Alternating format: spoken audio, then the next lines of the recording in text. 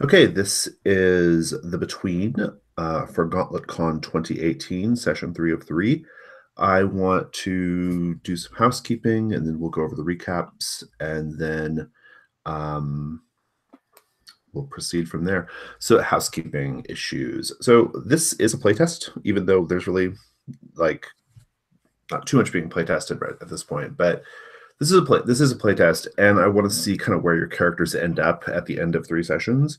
And so I'm running this session as if there were going to be more. Like I'm not trying to give you all like a tidy ending or whatever, right? It's just going to be played as if we were continuing. Who knows? Maybe some time in the future we will, uh, but I'm going to run it as if like this is just session 3 of X. Okay, so that's one thing. Second thing is we're going to have plenty of time at the end to do debrief, to get your feedback on things, and I'm going to share with you the document that lists all the changes that are being made for the beta, so you can kind of get a sense of kind of where the game is going. And then, that will almost certainly answer some of the questions you had while we were playing as well. And then, I think that's the last housekeeping note. Let's talk about conditions really quickly. So, Mr. de Montfort, I see you've already entered all of yours. That's great. Shaken, shocked, drained, and tainted. It's very, sounds like I don't know what it sounds like, but it's pretty great. Dr. Sounds like a Belkis. black metal song, I thought. Yeah, exactly. Right. Yeah. Dr. Belkis, do you just have the one chilled to the bone? I think I still just have chilled to the bone, yeah. Right. And Mr. Sebastian, what do you have right now? Any?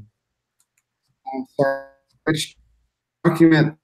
Oh, I'm in the recaps document right now. In the recaps document. I have Dark Obsession. Oh, that's right. You do. All right. Cool. So that's done. We can scroll down now to session 2 recaps. It's about halfway down the page. And if I forgot anything, please remind me. But I think this is pretty comprehensive. So we have 2 active threats. Is that your DI debrief? We have 2 active threats: the vampire and the face taker. The vampire. Dr. Belkis and Mr. de Montfort staked out the Wemberley home in Holland Park. They were intercepted by Joanna and her daughters. Turns out Simon Anglesey Clark was being held by the Wemberleys. Mr. de Montfort secured his release by agreeing to let the Wemberley sisters feed on him. That's a pretty summary version of everything that happened, but we'll go with that for now. Dr. Belkis had a sexual encounter with Joanna Wemberley. Joanna dropped a clue that she was a prisoner. Joanna insinuated that she was the only person capable of containing the evil that lives in her home. And so there's that. The vampire threat, even though you've like secured Simon's release, I don't think the vampire threat is resolved because like they still have like designs on Mr. de Montfort.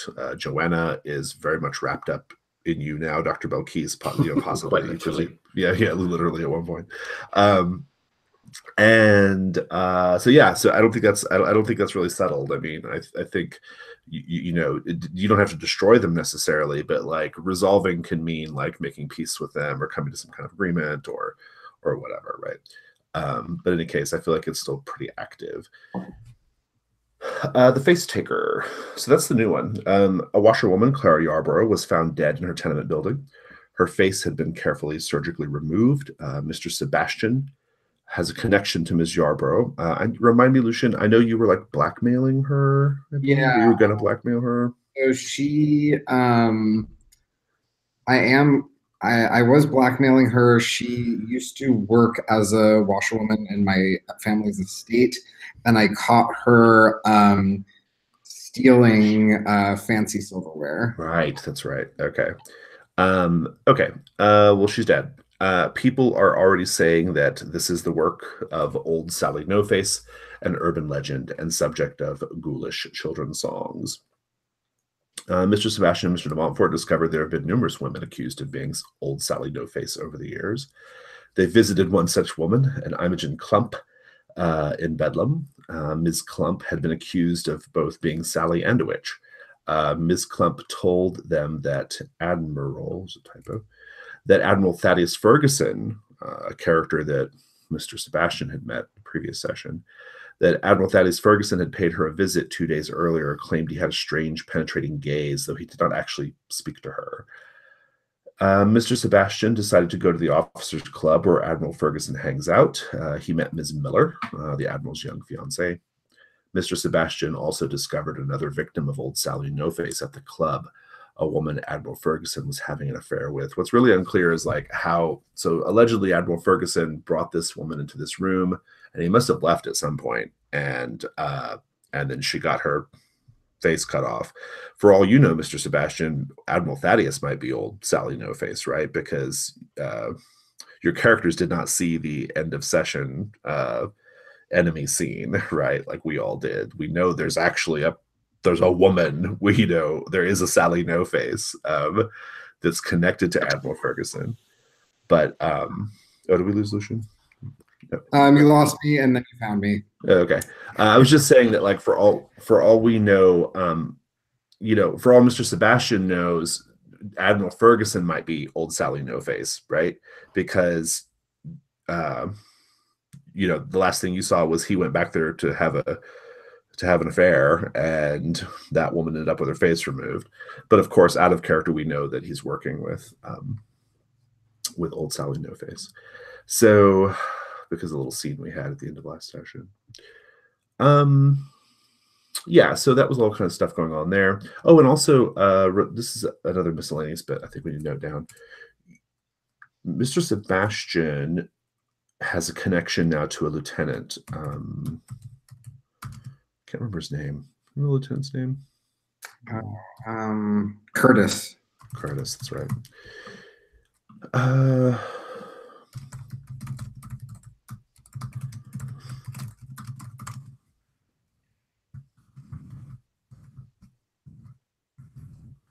Some miscellaneous notes. Dr. Belkis, inspired by the Sally No Face business, decided to drop in on an old colleague, Jessica Fulton, the only other woman at medical school with her. Ms. Fulton wasn't around, but Dr. Belkis encountered a dapper boy, approximately 13 years of age, who behaved very strangely and seems to be an employee of Ms. Fulton in some capacity.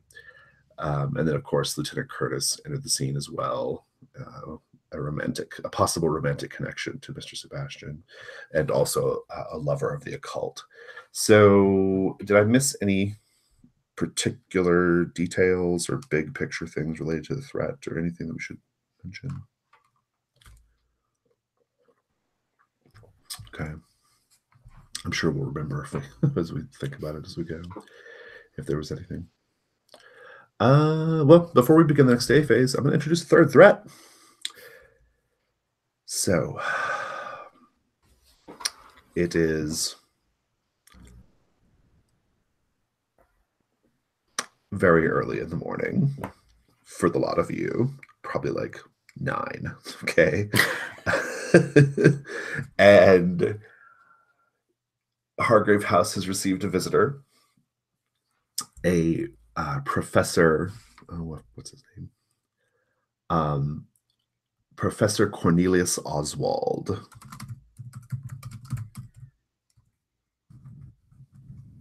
Is he hot? No. Professor Cornelius Oswald is I suppose it depends on your definition, but he is a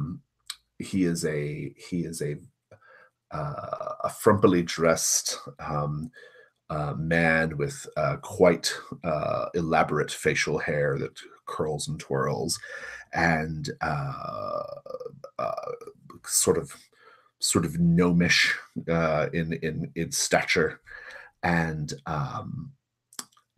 old, and he's there. He has a connection to one of you. It's probably Mr. de Montfort, and I think we'll go with Mr. de Montfort. So I think the three of you are in the Hargrave House. There's I think there's a trophy room, we'll say. Trophy room in Hargrave House. I'd like to paint this scene in the trophy room a little bit if we can.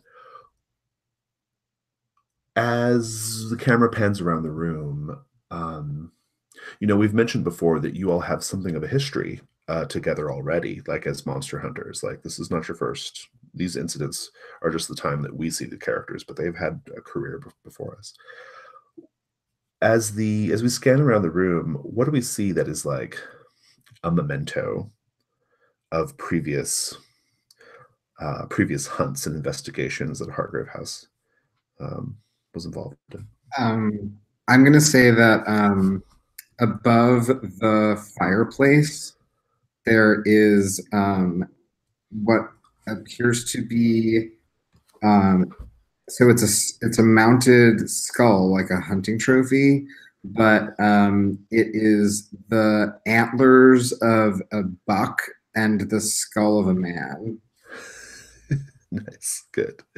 That's macabre. Love it.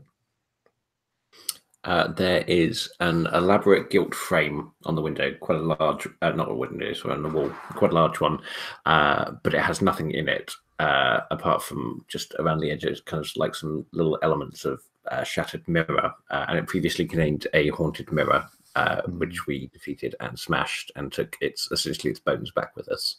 Nice, good. There's a small case, again not much bigger than just a small picture frame, but made of iron, with glass paneling in it, the little lock and key, and inside it is a corn dolly, so sort of like a little mannequin figure made out of twisted hay, really, with strands of bloodied hair woven into it, that we recovered from the abode of a witch. Nice. And I think that on the mantle there is one of those little like glass clochets, I guess, those little glass domes that have little objet in them, right? And underneath it there is I think underneath it there is like a thick rusty iron. It could be a nail, but it's just like a big iron, kind of twisty iron spike. And this was the spike that was used to murder, or not murder, but put down a particularly pernicious creature from the Fey realm. And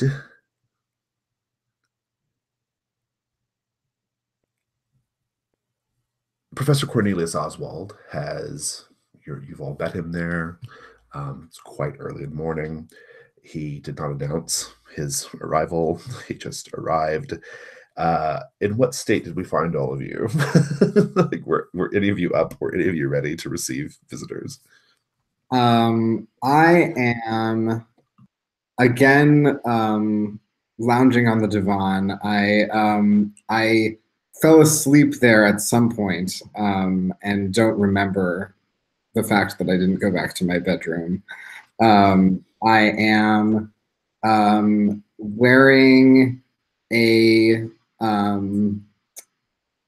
leather, like almost like a leather toga. And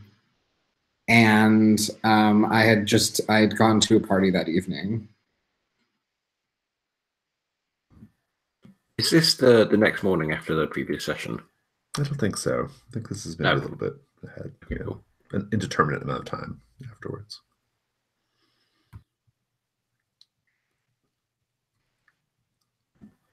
Yeah, I think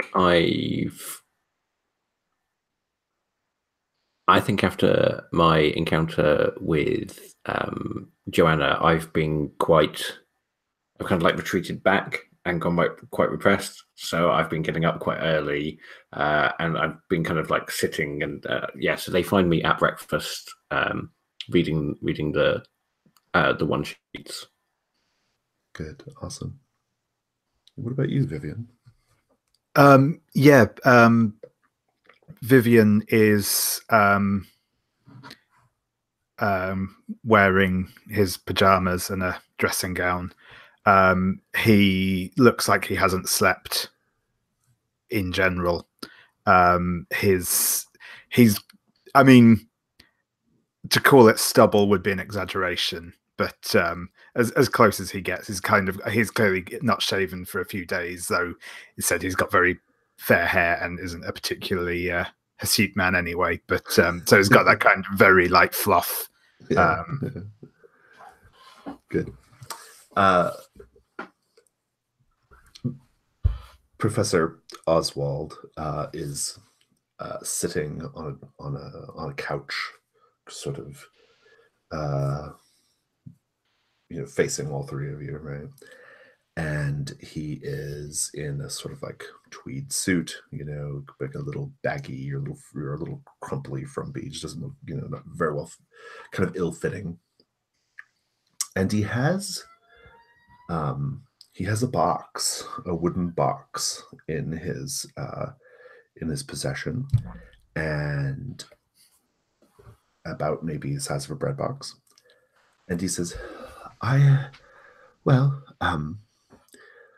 want to thank you all for agreeing to meet with me unannounced. I wouldn't normally drop by like that, but I have something very interesting to show you all, and I wanted to check in on you, Vivian. You are you getting much sleep these days? I have been somewhat under the weather these past few days, Professor. Do forgive my current state. And he will sort of sit down and take a cup of tea and tremble slightly as he's drinking it. I whispered to Mr. Sebastian, at which point did we agree to meet with him unannounced? I don't recall that. I inappropriately loudly respond to you. No, we certainly didn't invite him. He says, formalities and niceties aside, I think you're going to be very interested with what I have to show you. But of course, there's a bit of pretext, a bit of a story that goes along with this before I reveal what is inside this box, which I'm sure all three of you are very, very interested to see. So, several nights ago, I'm led to believe, a young couple were walking near the Port of London, or just from the Port of London, along the bank of the Thames, and they were attacked. Well, they were attacked isn't quite the right way of putting it. They were attacked by a creature, but it was just the man of this coupling. This alleged creature, was not interested in attacking the woman. In fact, whenever this young woman tried to save her paramour from the creature would back off because it seemed to be interested only in him. The man says it was murderous intent. Mr. Smithson. Mr. Smithson managed to drive the creature off, but not before he got a handful, you see.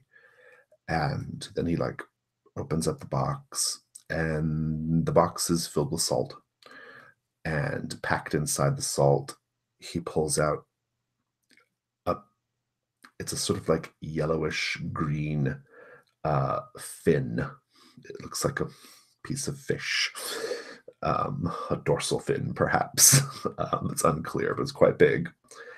And he says, so, yes, this made its way into my care, me being a professor of let's just say that I'm engaged in some rather edgy work. But I don't know what to do. I wouldn't know the first thing. I wouldn't know what to. I am keenly interested to see this creature, or to find out if this is confirmed. This is not just a hoax, but Alas, I am a coward. To my great shame, I have tried on 3 different occasions now to go down near the spot where this Mr. Smithson was attacked, and I never, you know, I always lose the nerve. And so I heard about, well, I knew Mr. de Montfort and Hargrave House were engaged in some matters related to the occult. I've heard of your work as well, Mr. Sebastian, and I thought that perhaps you'd be interested in helping me out with this. So as he's going on this long ramble, Yes, very like scattershot, crazy ramble. Yeah. Mr. Sebastian has already taken the box from his hand, Good. examining the fin. Is there anything notable about this object? I mean, I'll just tell you that it feels real. There is like bits of like tear and tendon. I mean, like if this was, it does look like it could have been torn off a creature, torn off something. I sniff it. What's it smell like?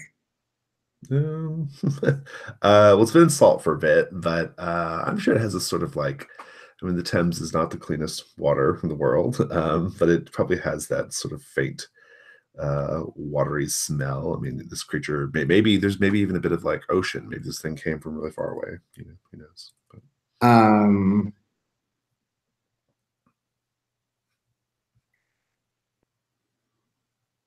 Where did you? Go ahead.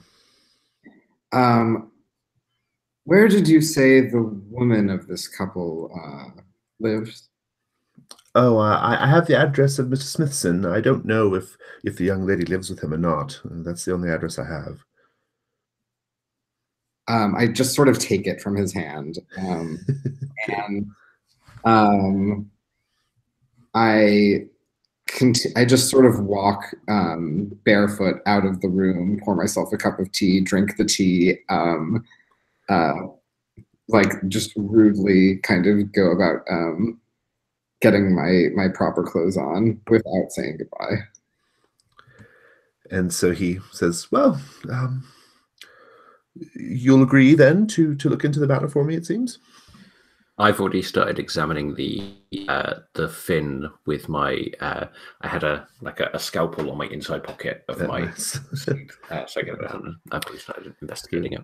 Yeah. Well, Professor, it's certainly an interesting specimen, and if, as you say, these attacks are going to continue, we ought to do something about it. So thank you for bringing it to our attention.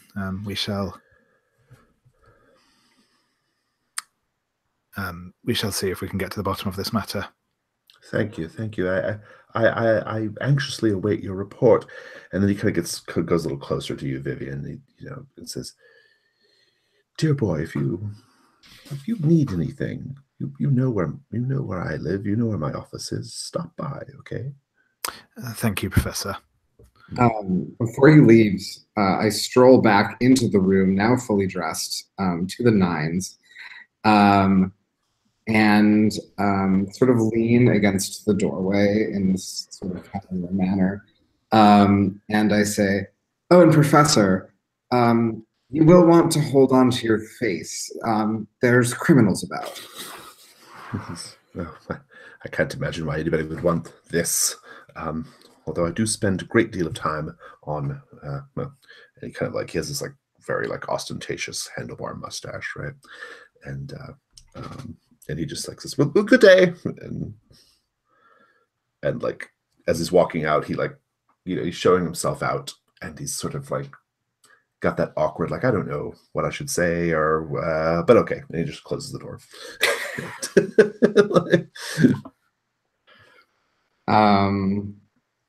And now day phase. The threat is introduced. Can I get any information by investigating this fin? Yeah, you can frame up a day phase for that. Let's just I need to pull up some documents, some stuff here. A reminder about the day phase. Your goals are to interrogate dramatic conflicts, continue the investigation of threats, clear conditions via the colleague move, or show your characters at leisure. You guys are getting pretty close to resolving a couple of these DCs. You get experience points when you do. So whoever has the most boxes marked on it gets 2 experience points when it finishes. The other characters in it get 1. So. And so yeah, you want to open up those and take a look. But yeah, day phase. I have a day phase. I'd like to say. Where would you like to be? I would like Mr. Sebastian and Vivian to go back to Joanna's house. I am going to demand the return of the blood that was stolen from him. Stolen from Mr. Montfort? Yes. Good. Interesting. Yeah. So I love that. So we are framing this up at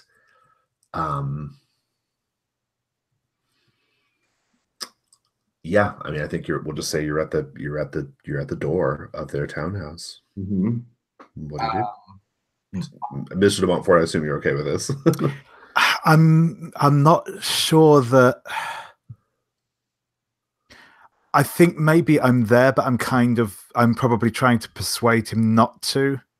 Okay, good. Like maybe you didn't even know where you were going. Yeah. I captured you in my carriage again and said, "Oh, by the way, we're going to this house." Maybe I haven't told you why. Yeah. Yeah. Sure thing.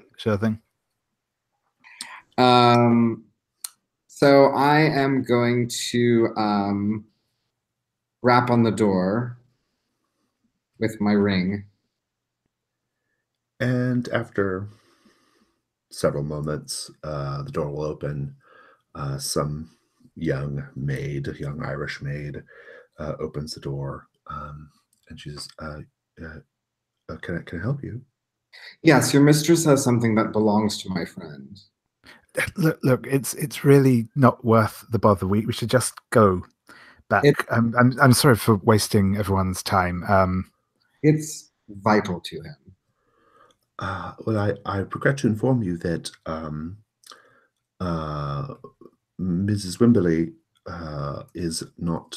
She's currently indisposed and not receiving visitors. Oh, well then I'll wait in the lounge.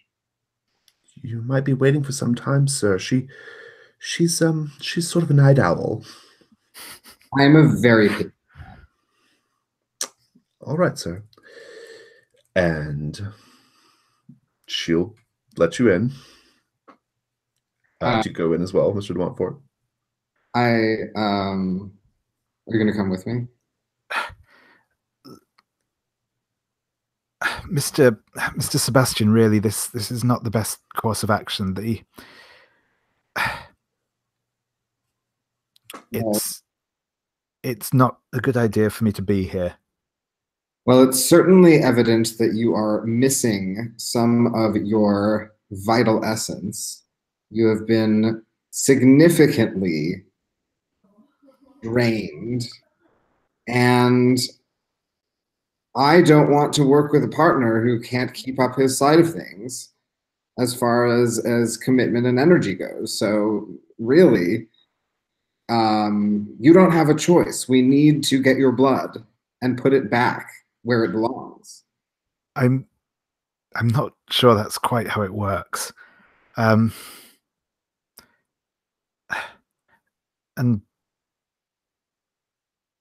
I appreciate your efforts, Mr. Sebastian. I truly do. And this means a great deal that you're willing to do this for me, but truly I should not go into that house again. You look pale, almost desiccated. I hate to see you like this. It's unbecoming.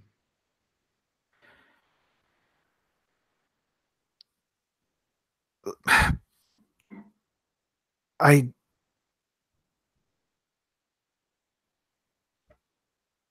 wish to oblige you, Mr.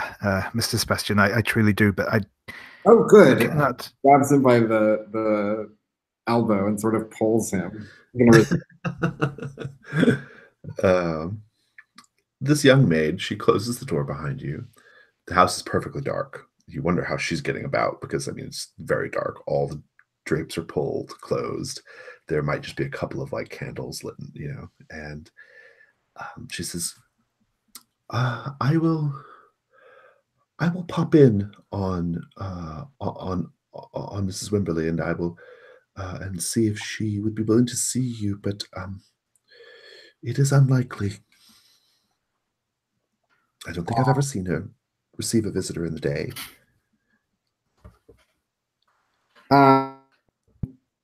Well, perhaps has a little bit of Oh, Lucian, you broke up. We didn't hear any of that. Say it again. Oh, I said, well, perhaps she just has a little bit of a hangover. We could always go to a darkened room if that would be more comfortable for her. Yes, I suppose it might. Please. And she like shows you into the lounge, the same lounge where Mr. de Montfort was ravished. And after some time, well, I think I want to just have the scene of the two of you in that dark room. Like, what's going on there? It's perfectly dark. There might be just like a single candle lit on like a mirrored coffee table, right? So it's casting a little bit more light than normal, but it's still not too much light. And yeah, like, just what are the two of you doing? Like, Well, have that scene. I stand behind the candle with my hands on the table so that my face is illuminated in this yellow glow, and you see my curls spilling over the front. And I say, Vivian, do you trust me? I trust you, Mr. Sebastian. I do not entirely trust myself. What do you suspect yourself capable of?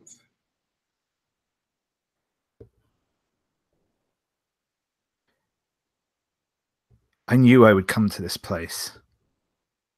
As soon as this started, when I met the boy, I knew what he wanted from me. And I wanted to go down on my knees before him there and let him do as he wished with me. And I knew I would come to this house, and I knew what price I would pay for it, and I did it anyway. I don't know if it could have ever been different. But part of me wanted it. And now, you still long for something? I would like to leave. I do not want to be here any longer. Do you still want something that is forbidden?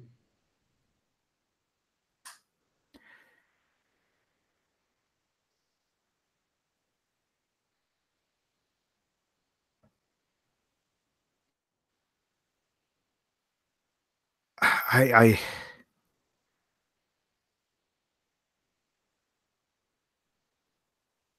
apologize, Mr. Sebastian, but I cannot do this. And he is going to get up and make for the door. The lounge door opens as you stand up to move toward it. And Charles Chang, spread out, his body in an X form, floats into the lounge. I'm going to cut away to Dr. Belkis. Dr. Belkis, do you have a solo scene you'd like to frame? Sure. Dr. Belkis, is there a lab at Hargrave House? I'm sure you have some kind of setup, some basic setup, yeah. Okay, cool. Well, if there's no lab, then I have currently chased. You can always go to your secret lab. No. I will be in my secret lab actually, Yeah. which is in the basement of a warehouse in Enid Street in Bermondsey. Okay. And the child is kind of like out of focus in the background whilst I'm working on this this fish fin. Good. And there's a knock on there. Oh no, I think actually just the basement, the trapdoor to the basement opens, and Messrs. Hearth, Carroll, and what's the other one called? Ah, yes, they owe you some stuff, don't they? They do. Yeah. I can't remember. They will have brought you back. Hearth, Carroll, and Chimes. Oh, good. Who speaks for them usually? Mr. Hearth. Okay. So they are, I mean, they're body snatchers, so they're not the most pleasant of people. I think that they, what would be important for a body snatcher? Like, oh, I think they always dress like they wear like turtlenecks and gloves, right? They always dress like as much as covered as they can, and a hat, because they don't want bodily bits getting on them. And so even in any weather, they dress like that. Their suits are dingy and frayed. Oh yeah, I sniff as they come in. Mr. Hearth, you smell like freshly turned earth. I've told you before that I don't want anything that's already been buried. Medical cadavers, Mr. Hearth. Medical. I'll have you know, Dr. Belkis, I was working in my garden today, so what do you think of that? I think that you're full of shit, Mr. Hearth. I'm covered in it, that's true. I was working in my garden. Dr. Belkis, my colleagues and I have, well, we've been keeping an eye on things as you requested, and we do have some information to share. Of course, there is the matter of our remuneration for our efforts.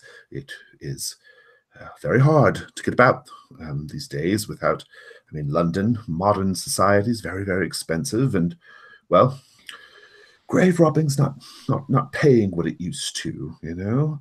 Are you trying to shake me down, Mr. Hearth? You should get what we agreed. I'm simply saying, Dr. Belkis, that, well, I mean, the market is positively saturated. I mean, there are more and more people snatching bodies these days than there used to be. I mean, I used to be. There was a bit of dignity. There was a bit of like professional, pride. Pride, yes, in snatching a body. But now, you just, you go about and you see ears and fingers, and I found a whole arm once just laying about in the streets from careless grave robbing. We still do. Increasingly, as there are more body snatchers in London, it seems that there are also more corpses. So if you wish me to find another body snatcher, someone who does not come down into my place of business and try and get additional funds, there is, as you say, a saturated market. The invisible hand is a cruel one, isn't it, Dr. Belkis? Cruel, cruel, cruel. Very well. Well, first of all, perhaps as a way of making peace between us, I certainly don't like to have any hostility with you, Dr. Belkis. I do have these. And he retrieves a jar with liquid, and inside the liquid are suspended two they're blue eyes, maybe not quite as piercing as you would have liked, and they have the little, tendon of connective tissue, dangling off of them like tails. Actually, several eyes. He's got a collection. There's probably there's like 5 or 6. He's got 5. Don't ask why there's an odd number. And take your pick. And, oh, Mr. Hearth, all is forgiven. These are beautiful, Mr. Chimes. You chose these purple ones, didn't you? I can see your handiwork there. Oh, you know me too well, Dr. Belkis. And he blushes. Right? Mr. Chimes is my favorite. I give him a little tweak of the cheek. And take a crumpled pound note out of my pocket, hand it to. And Mr. Hart just gives you a sideways look at that. It's like, so the matter of Dr. Fulton and associate. And I think, oh yes, I think he's just going to give you the lowdown. I'm just going to summarize it rather than have it all in conversation. So this is what they've learned. Dr. Fulton, the little dapper boy was not lying. They are associates of some sort. He frequently goes into her home, and they couldn't quite tell what they get up to, but he comes in and out. He comes and goes as he pleases. And on one night in particular, Dr. Fulton left early at dusk. This would be the same night that the last night phase was on. She left and was gone for most of the night. She did not return until quite late, really, really quite early the next morning. They followed her. They followed her to the officers' club. And so there's definitely a connection with Jessica Fulton. And the last little tidbit is she and the boys seem to be working on some kind of project because they are frequently seen at a warehouse. I think we'll say, where should the warehouse be? A warehouse just I don't know, somewhere in East London. And he's got an address. And they go into this warehouse space, and they're spending a tremendous amount of time clearing space, moving boxes around. They chat with some of the local roughs. That's perfect, yeah, Limehouse. Some of the local roughs they seem to be kind of friendly with. They're near this warehouse. The warehouse doesn't seem to be used for anything. It's possible Dr. Fulton owns it. It's all a little unclear. And the little boy is very sharp and commanding with the rough trade around that warehouse, like he's the boss, right? Okay. So, cool. Yeah, that's it. They're up to something. Cool. And yeah.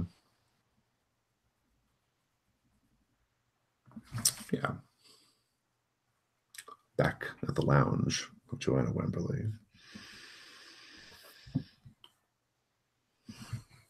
Charles Chang floats into the room, his body pulled into an X as if strapped to an invisible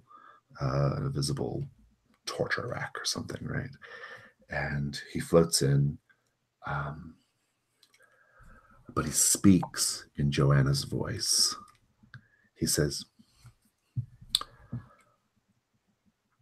"Good afternoon, gentlemen. I was very, very curious when my girl said that I had a visitor. And then when she said who the visitors were, well, I was not only intrigued, but a little bit worried. Your reputation, the reputation of Hargrave House, is well known to me. And so I thought I would speak to you via an intermediary." And at that point, some invisible force pulls Charles's limbs really tight. And you can see him, even though he can't say anything, his eyes are filled with terror and pain. But he just continues speaking. "So what's this all about then?" You have something that belongs to my friend here, and it is now time for you to return it. I want to know how you both feel upon seeing this, particularly Mr. de Montfort. But Yeah, he is. This perhaps wasn't exactly what he was expecting to happen here, but it's pretty much exactly the sort of thing he expected to happen. So,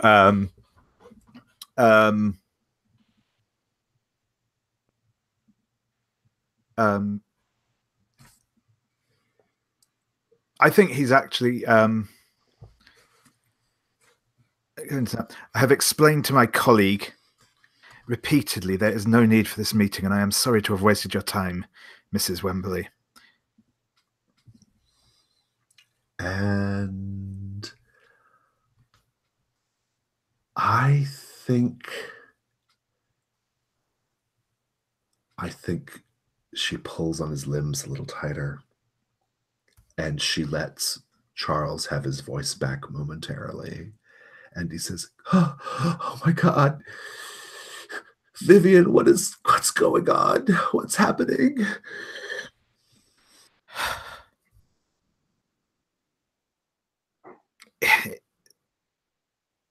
I will make sure you are freed from this. Do not worry. I'm sorry for the pain you have been caused. Mrs. Wembley, please release this man. I think I want day move from you. Sure thing. With composure. What are your words going to happen? I'm worried that she is going to kill him just to make a point. Will plus composure. Sure thing.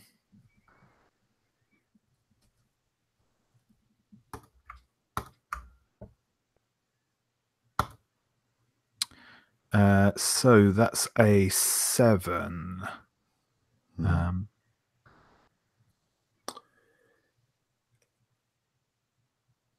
If you don't leave right now, if you wish to continue having this conversation with Mrs. Wembley, I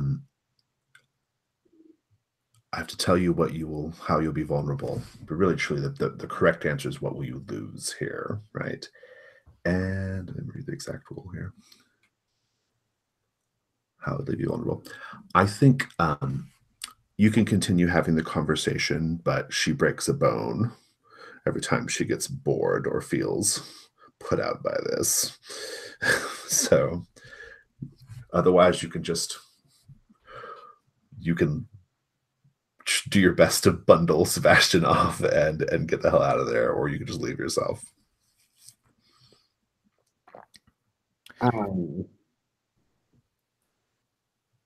Yeah.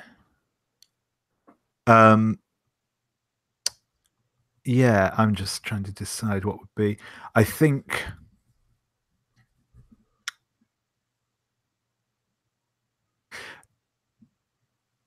is it possible to use the Janus mask here? To bump it to a 10? Yeah. What would that sort of you'd be able to she won't hurt Charles.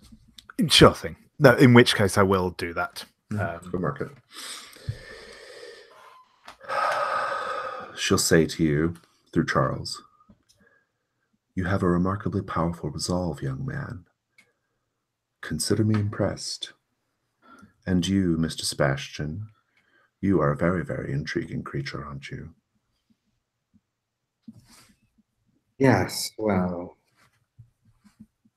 beauty sees beauty. And he steps closer to the possessed figure in front of him. And he bats his eyelashes at it seductively. And he says, "Now, my dear, would you not like to spill forth that which you now hold back?" return this precious, hot, liquid essence to my friend. She says, Mr. Sebastian, I have been alive for over 900 years. And in 900 years, I have met some of the most tantalizing, charming individuals the world has ever known. I have been courtesan to emperors and kings. I have ruled over lands myself. And yet you are very, very intriguing. Perhaps we should have a tit for tat. What will you do for me?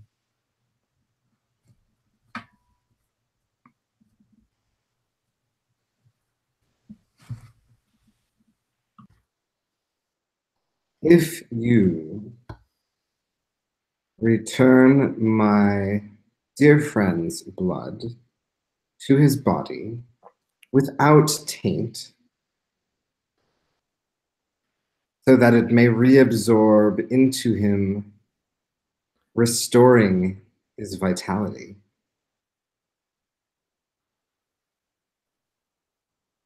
I shall give you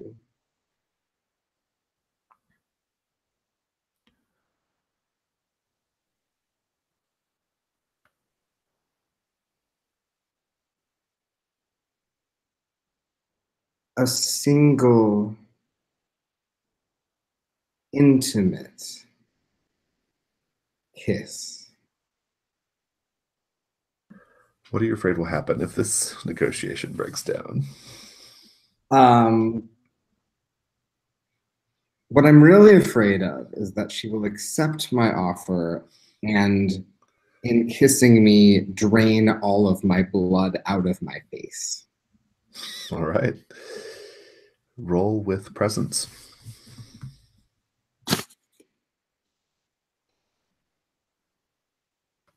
A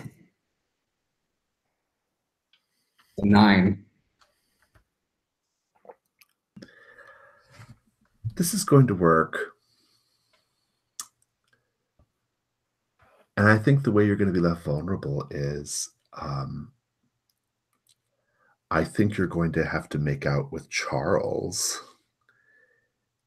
And the vulnerability is you're kind of making out with Charles in front of Vivian, who is kind of into you both, sort of. So, or definitely into you, and possibly into Charles, or at least the very least thinks Charles is a friend. And it's going to be a very complicated moment. I think even possibly dramatic conflict might be unearthed as well. But in any case, if you're willing to go through with that, by all means. Oh, yes. Okay. The way that I kiss Charles. Well, let's back up. First, we got to give the blood back. Yes. She says, splendid. Splendid. My daughters drank too deeply and greedily to begin with anyway. We have something of an excess. And Charles opens his mouth, and there's just a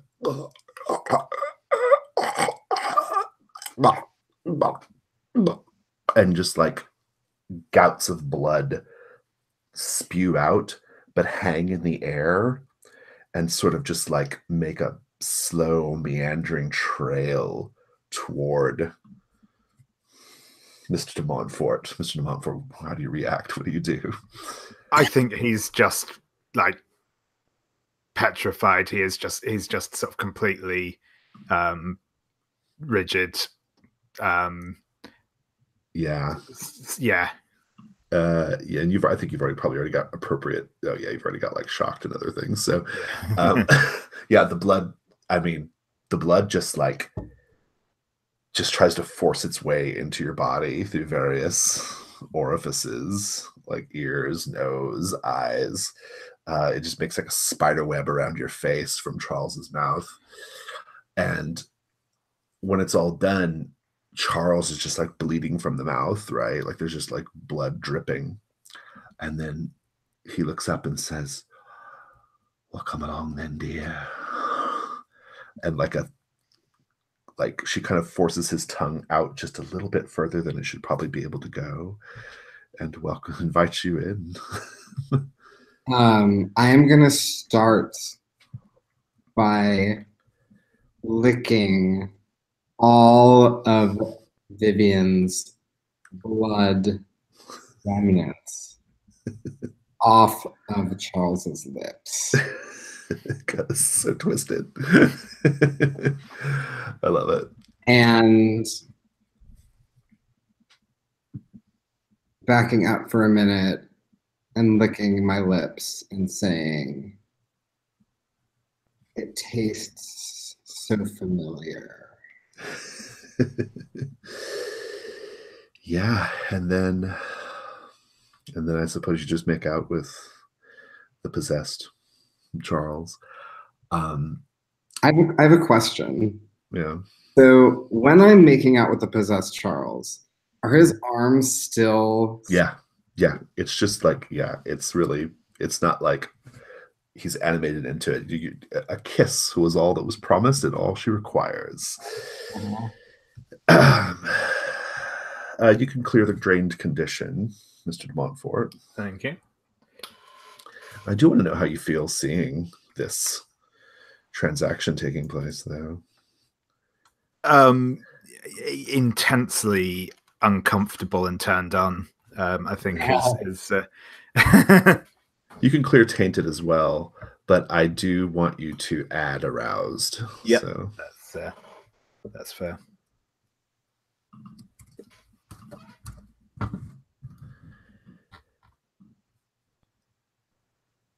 And I think we probably got some DCs out of that too, right? Let's see. Let's take a look here, Mr. Sebastian. I think probably, Mr. Sebastian, you're getting credit for number 3 for sure. So you can mark that one. Yeah. And I think that probably feels good there. And I think you should take tainted. Yeah. You have a dark obsession and you are tainted, so just hammer it all home. And now we can go back to regular framing. Day scene framing. So Mr. de Montfort, would you like to frame a day phase scene? Yeah.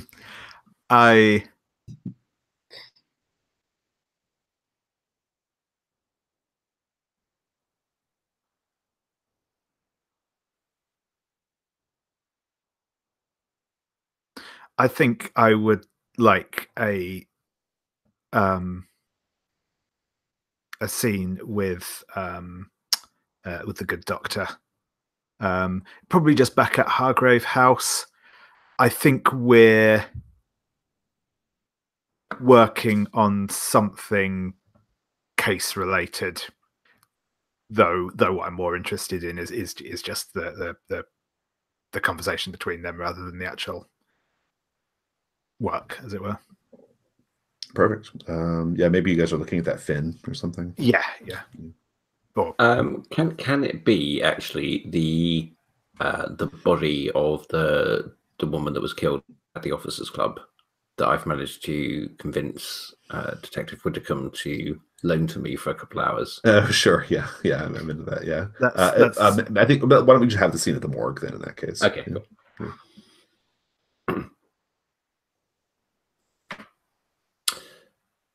Mr. de Montfort, you look a little more hale and hearted than last time I saw you. You look like you've had a week-long hangover. Yes, thank you. I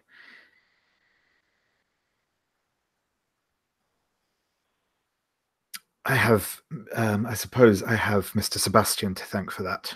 I think he's maybe like sketching the body and stuff as you know, that's sort of part of what he's doing here. But yeah. I say almost distractedly, oh, so you did finally get down to it then. That man he's intolerable. I told him over and over again I did not want any further part of that place. He shouldn't have involved himself. Which place? The Wembley's house. He took me back there. You went back to the Wembleys. Yes. Did Joanna mention me? I say, just trying to throw it into the conversation as if, and then like go back to what I was doing. No, she did not. No, it's fine. It's fine. It's fine. It's fine. It's fine. And I cut off a little slice of flesh a little rougher than I needed to there. Yeah. Gods, the arrogance of the man. I do not know why we put up with him. Jason, what is the actual arrangement at Hargrave House? Are we paid by Hargrave House, or is it like a members club? Per the official, when it's published text of the game, you all don't even know who owns Hargrave House. You have a mysterious benefactor. Perhaps it's a Mr. or Mrs. Hargrave.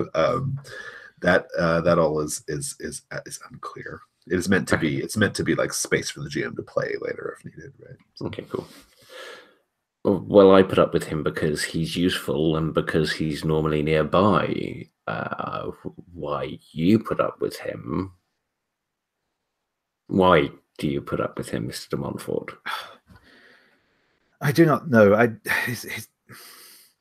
mean, as you say, he's talented and gods, I just wish he'd. What do you wish he would do? I just wish he weren't so. Smile was not looking at you. Yeah. I just wish he weren't. I wish he didn't feel the need to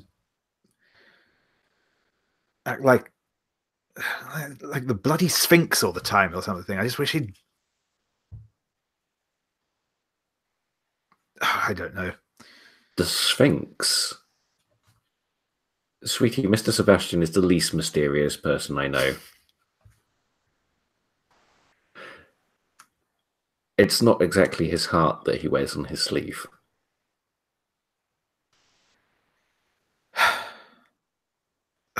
Anyway. I am going to try and engage my new move, if that's okay. Oh, yeah. What is your new move? My new move is Beneath the Skin. When you examine his corpse, you ask 2 additional questions from the list below when you do the information move, even on a miss. How did this person die? What would an untrained eye overlook here? And is there a part for the child that I could take without anyone noticing? Oh, yeah. You can roll. Go ahead and roll with reason. Okay. And you get to ask 2 of those no matter the result on the information mover. Okay. It's an 11. Oh, good.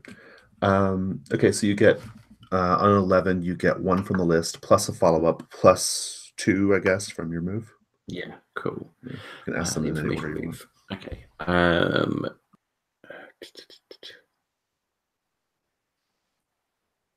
What here is not what it appears to be? So, of course, I'm sure you've been examining around the face area, or where the previously where there used to be a face area, and what you thought were smudges of blood around the neck and the chin are not. They are smudges of rouge. Do what? No, sorry. Yeah, smudges of rouge, and you actually find traces of powder and other like cosmetics around the neck area. Was that applied post-mortem? No, it seems like it was just an accident. Whoever did it was just being messy. Okay. Maybe they had it on their hands already. You might even see a couple of fingerprints. Okay. And this might be an obvious answer, but it might not be. How did this person die? You are examining the body and you notice a bit of strange blackening and clotting in the blood, which indicates poison. Oh, okay. And is there a piece of the body that I could steal without anyone noticing? Yep, as long as Mr. de Montfort keeps an eye out so that Pete, the mortician's assistant, doesn't roll in there telling you your time is up. I think Mr. de Montfort is too nice to do that directly, so I just say, Mr. de Montfort, could you keep an eye out over there? Let me know when the assistant is going to be back. Don't turn around for 30 seconds or so. What do you take? What do I need? What do I need that I could take without anyone noticing?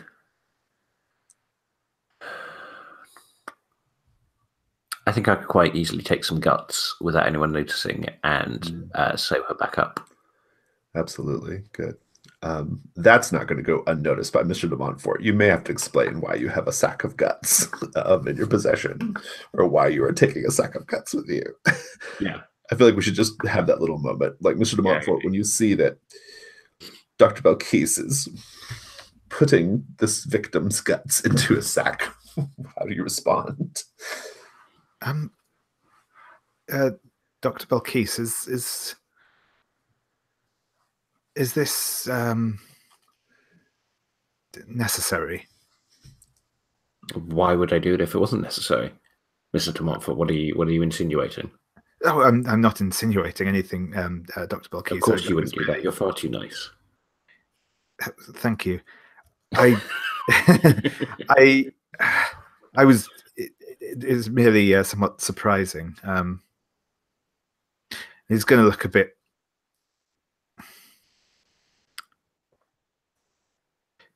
Do you think?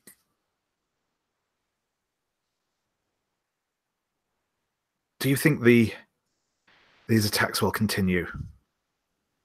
I think these attacks will continue until we stop them, Mr. de Montfort, which is why I am taking this woman's intestines with us. The facilities at this laboratory, as much as it is, are rather pedestrian, and I have better equipment at my own facility. Do you think it would be possible to take some blood as well? I might be able to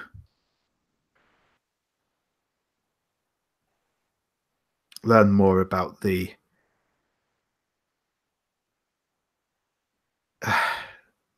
location, perhaps, of well, the perpetrator, or at least the young lady's face. I give you a raised eyebrow as if I don't believe that for a second and say, darling, knock yourself out. I think I'm going to let you clear.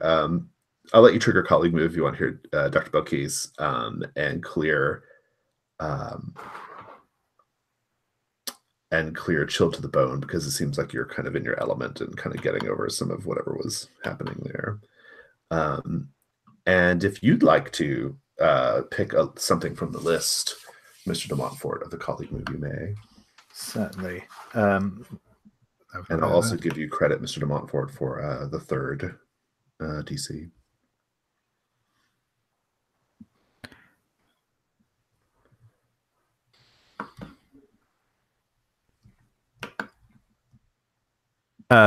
Yes, I think I'm going to clear aroused. This feels. It does that. It happens. Good. Okay, so, and I'm going to give you credit for the third of the DCs, which finishes it. And so, whenever a DC clears, what we do, we have to kind of resolve it. And the way that works is, so we look and see who has the most marks. We have a tie for most marks. So that means no one gets 2 experience points. It just means that all three of you, since you all have marks in the boxes, all three of you get 1 experience point right now. So mark an experience. And then we have each of you in turn who have marks in the box. Each of you in turn, out of character, this is as a player, just say how you feel about this dramatic conflict, where you think it stands, where you think it might be going, that kind of thing. So let's start with Jack. Mr. Sebastian, or actually this is just for Lucian. Lucian, Yeah. how do you feel about Vivian cannot bring himself to admit his feelings for Jack? As a player. Yeah, as a player. Yeah, this is as a player. Like, where do you see this going? What would you like to see happen? Like, we're kind of just talking about it a little bit. I would be interested in seeing Vivian either intensely give in to his attraction and admit it in some way, or the extreme opposite and like be like aggressive or like particularly intensely in denial. I love both of those options myself. I think they're both good. Either one. Yeah. David, what do you think about it? Yeah, I think that's definitely where it's going. That's sort of the vicinity it's going in. Certainly, I think I quite like. I'm definitely erring towards. I think that I like the idea of him becoming a bit more open. Ollie, what do you think about it? I want to see Vivian try and go for it, and for Sebastian to fuck it royally up. Yeah, that's because Sebastian hurts his feelings or something. Mm-hmm. Yeah. Because we've still not resolved the other half of this yet. So yeah, that's true. Good. All right, well, let's go ahead and strike this one for now, and that was good. And so yeah. So we don't have to end the day phase. We can keep going. Does anyone have we're gonna take a break regardless, but does anybody have an idea for a day phase that they want to do? One of the things the advancement that I took is the I have to do night work for you as well. Dr. Belkis, I just remembered. It's the rites of salt and smoke. Good. And I essentially want to do a divination. Okay, cool. Using the blood as a focus. All right, we'll do at least that, and also we'll do night work when we come back. So let's just take 5. Cool. Yep, sure thing.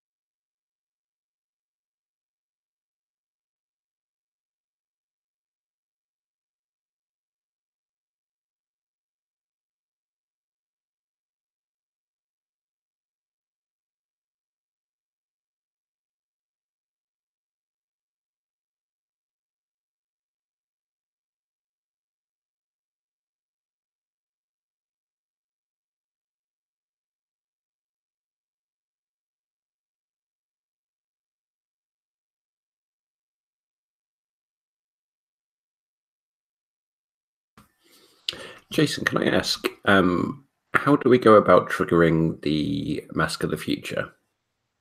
You can just choose it instead of choosing Mask of the Past.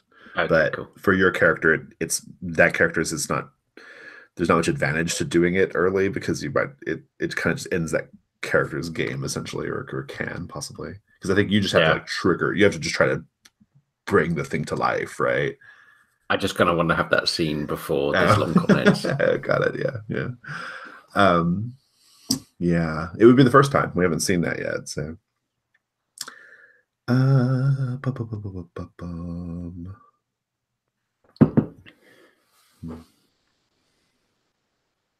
Let's do night work real quickly. Okay. I'll go ahead and roll that. I think it's so ball plus reason. Yeah.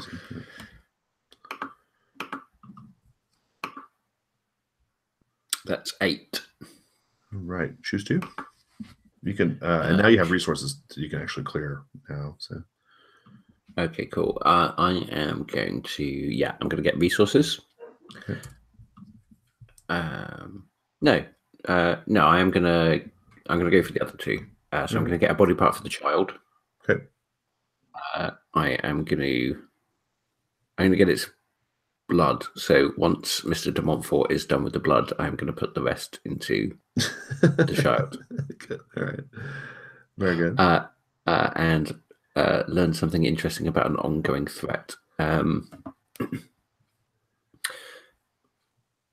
What is going on at that warehouse in Limehouse?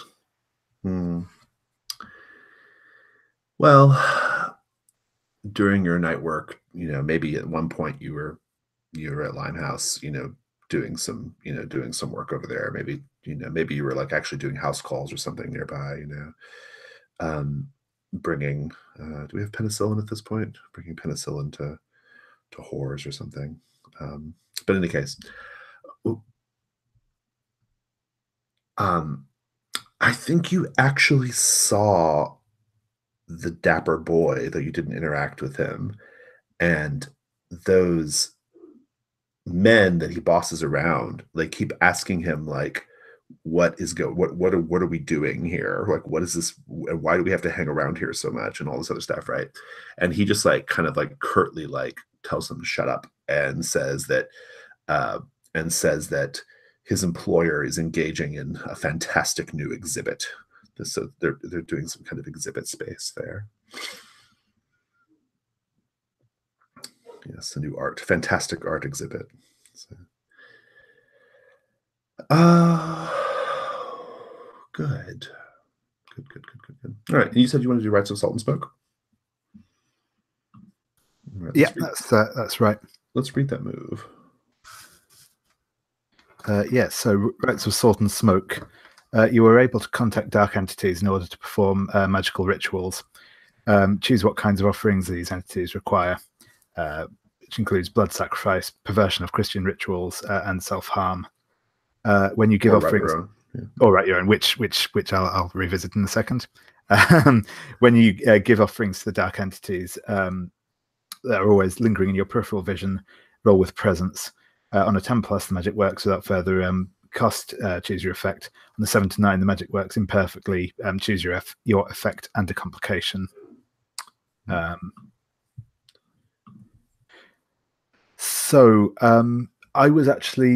quite like the idea of going for the cost being kind of like in sort of Yoruba Vodun tradition, sort of the idea of letting the spirit ride me for a while, essentially giving my body over to the creature. Oh, you have sex with it. Okay. Yeah. Good. I was, just allowing it when you said ride. Yeah, sorry. You mean like ride along. Yeah, exactly. It gets to take control of me for a brief period, basically, something like that. I like that. I'd like to see what that looks like. I mean, like, so when you're doing the, like, what did that look like? And then what does the actual, like, what does your space look like when you're doing the right? Like, how do you, what is, just give us the whole fiction here. Yeah. So I think,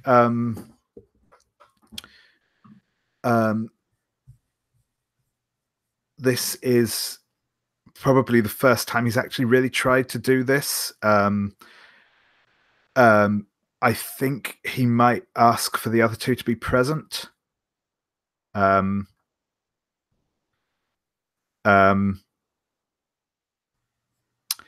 he will have set up. It's probably actually not that elaborate a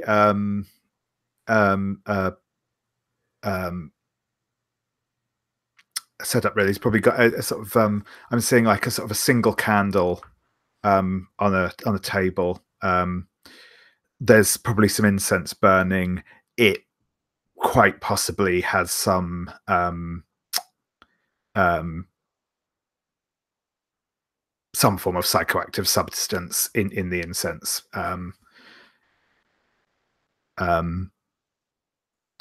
And he'll have a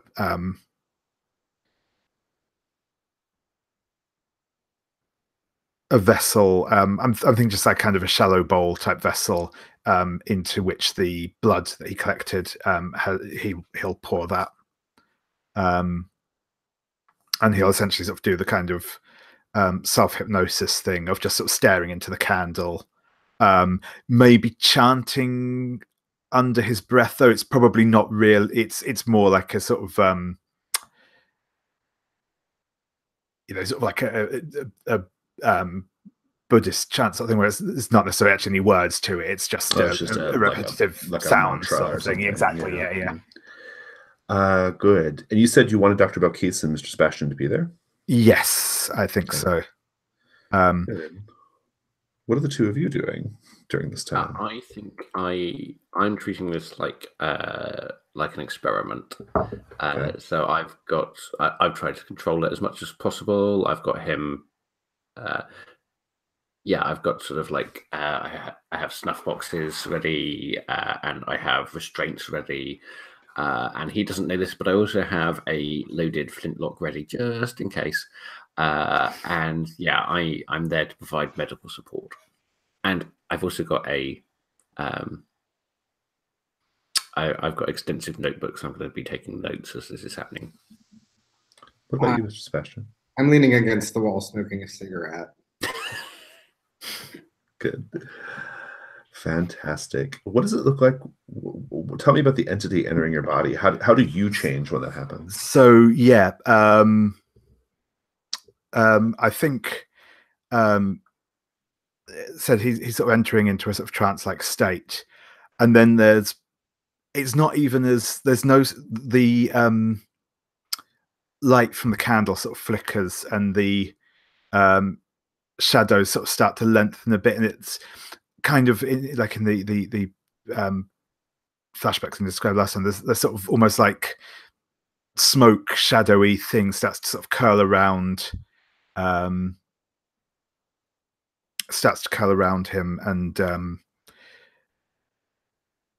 and then he'll just sort of snap up, and it's probably, I guess, the point to roll and see how it goes. I think that's right. Go ahead and roll presence. My journal.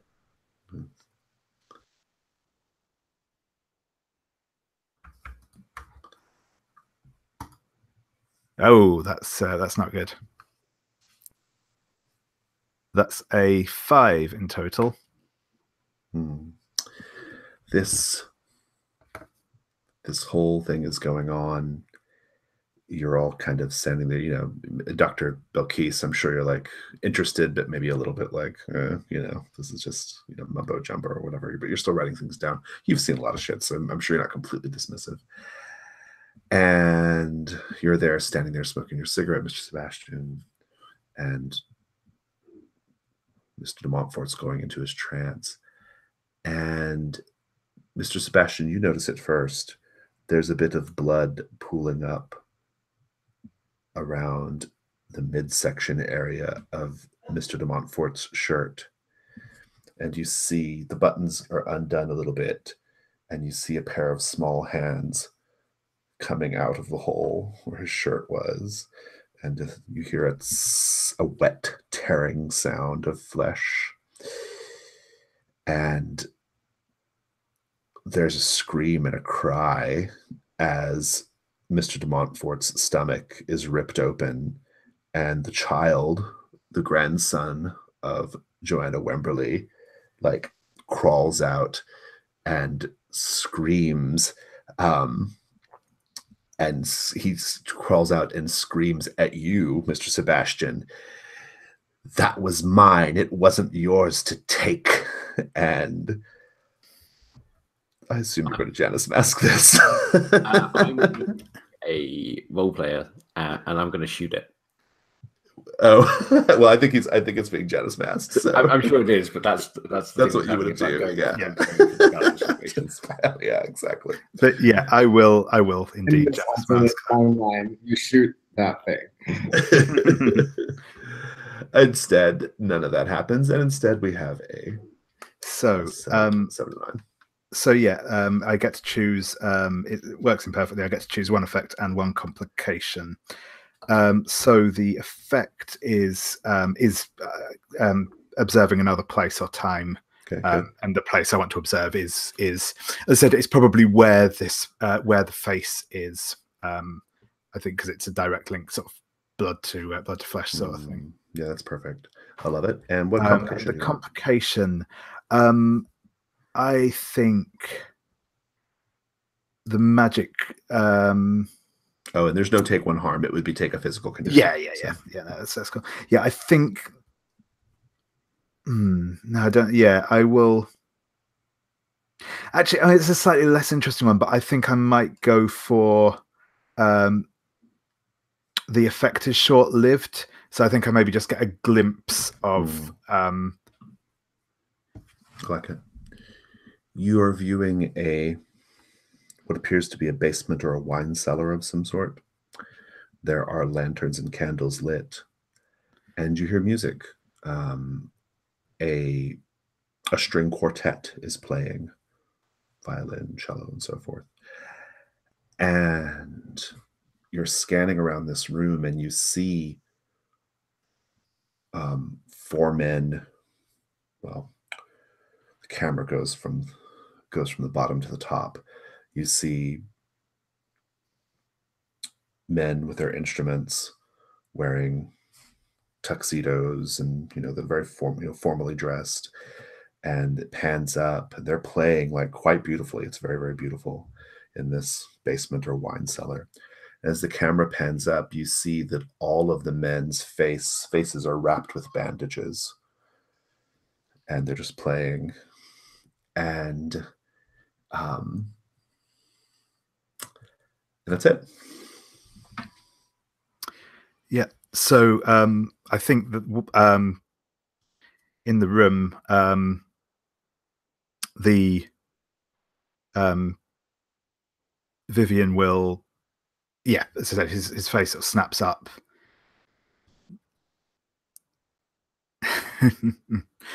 Oh, it does feel good to be back in the flesh again.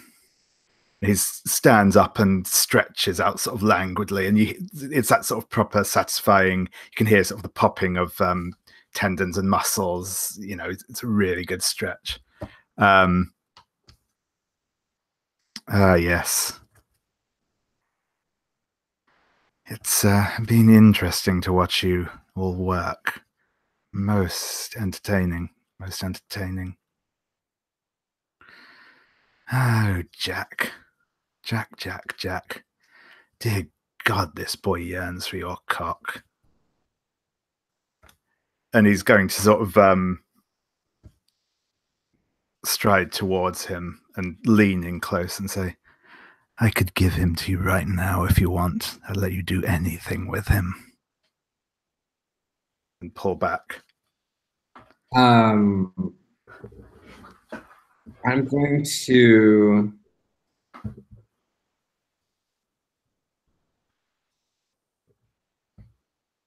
take my riding crop from my cloak, hold it up for a moment, raise an eyebrow, then hold up my cigarette, which is orange and flickering and looks very, very hot. start to move it towards you and then take it back. And then cock my head to the side and say, I know that he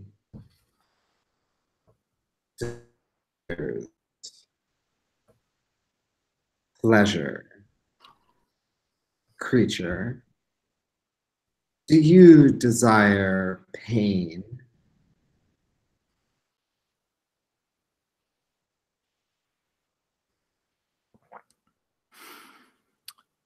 I desire to feel anything, to be quite frank. It has been most dull inside him. Though I can promise you I would make it a lot more interesting.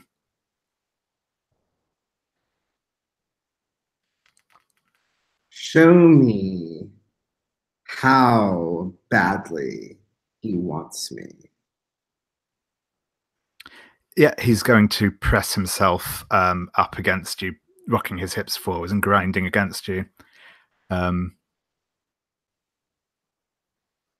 I want to check in on Dr. Balkis. What are you thinking right now? Okay, my hand is very much on that gun, just inside my back.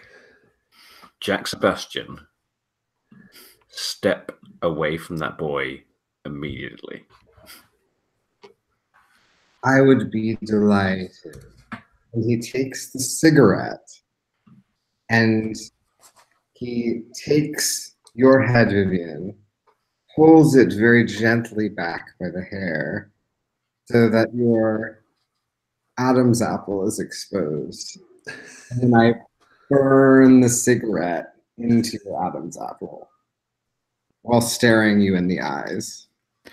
He is going to pull back from that. I mean, obviously it catches and burns him, but he's unfortunately, the arrangements I have made mean I am not allowed to voluntarily submit him to harm. Alas. Pity. But I can tell you, and he will then at that point describe the scene that that he saw in the basement. And I cock the flintlock and kind of appear behind them with the gun at the head. Given that you're unable to voluntarily submit my friend to harm, I suggest that you vacate the premises. Very well, but I will be back soon. Oh, one moment. Before you go. And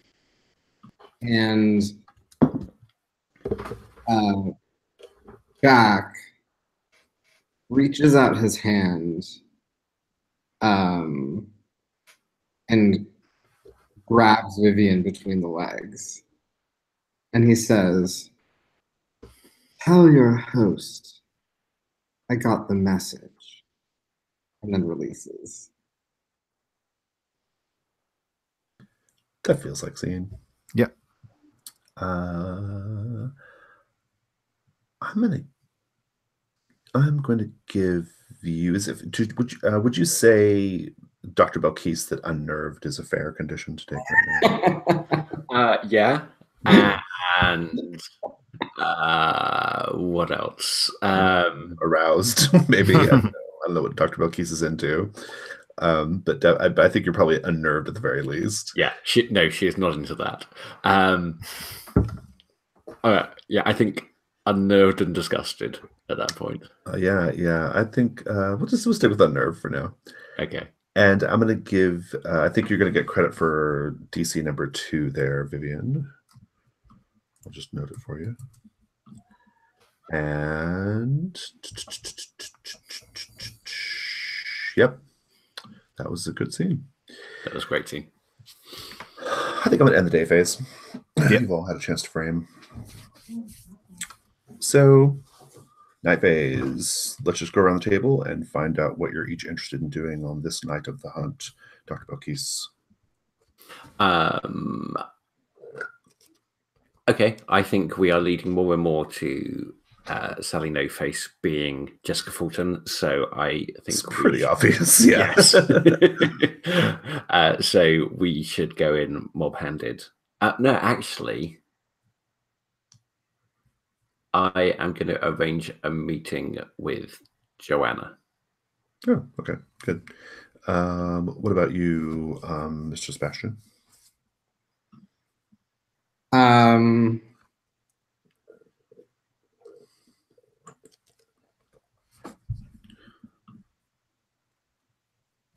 I am starting to suspect that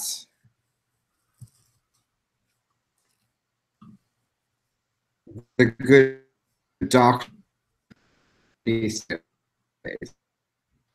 Oh, you broke up. Lucian, you broke up. Say that again. Starting to suspect that Ida may be Sally No Face. Oh, really? How interesting. Because I've sort of noticed some body parts around the house coming and going. And she also seemed very eager to shoot Vivian. Well, so what are you going to do tonight then? So I am going to follow her. Oh, okay, good. Interesting. At a distance. And what about you? Faces. That's good. What about you, Mr. Demalfort? So I think I will have offered to back Dr. Belkis up on her if she needs backup at the meeting. If not, then I might actually go and sort of patrol the around the port area. And see that, because I figure if we've got if Dr. Belkis is fairly convinced that they know the location or identity of the. You may not be in a hurry to go back to the Wemberleys anyway, right? And yeah, I'm not in a hurry to go back there. So yeah. Neither am I. So I was going to try and arrange to meet elsewhere. Sorry, I realized I was conflating names. I was confusing Joanna with Jessica. So yes, sorry. I might, in which case I will probably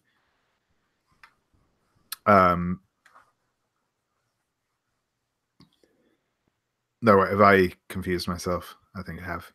I'm going to meet with Joanna. You're going to meet with Joanna, yep. Joanna Wemberley. Yeah. Okay, so all right, so let's go back. So Dr. Belkis, you're going to go to Joanna's. Well, I wanted to try and meet her somewhere that wasn't her house. Okay. Like a date or something. Yeah. It was sort of basically just somewhere that isn't surrounded by crazy vampire magics. Let's go to the opera. Okay, cool. Yeah, lovely. Okay, so night at the opera, that's fun. What about so with all that in mind, and it sounds like Jack is following you, and so Vivian, say again where you're going. So yeah, in which case I think I will. No, I think I'm going to stick with my my original idea. I'm gonna go and have a look around the docks. Okay, cool.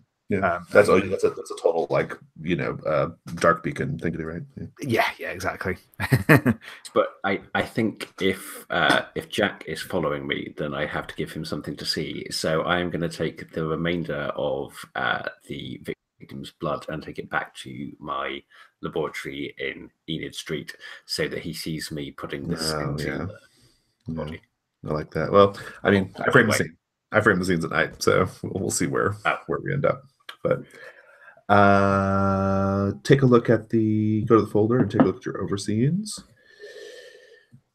Let's decide on the overscenes. Well, we're going to be at the opera. It would be easy to, while you're all at the upper class opera, it'd be easy to do the Grand Guignol, which is the bloody horror opera. Maybe a back and forth between the two. That could be fun. But I think instead, I could do the bitter end. That could be fun.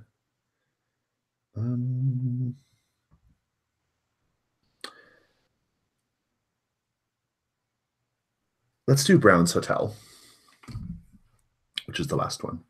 I actually haven't play tested this one yet, so take a look at Brown's Hotel. That one is that's all. Those are all paint the scenes, so we'll all be contributing to those. Technically, the DI doesn't have to, but you all at least will be. And yeah, we'll come back in. Let's take 10. We'll come back in 10.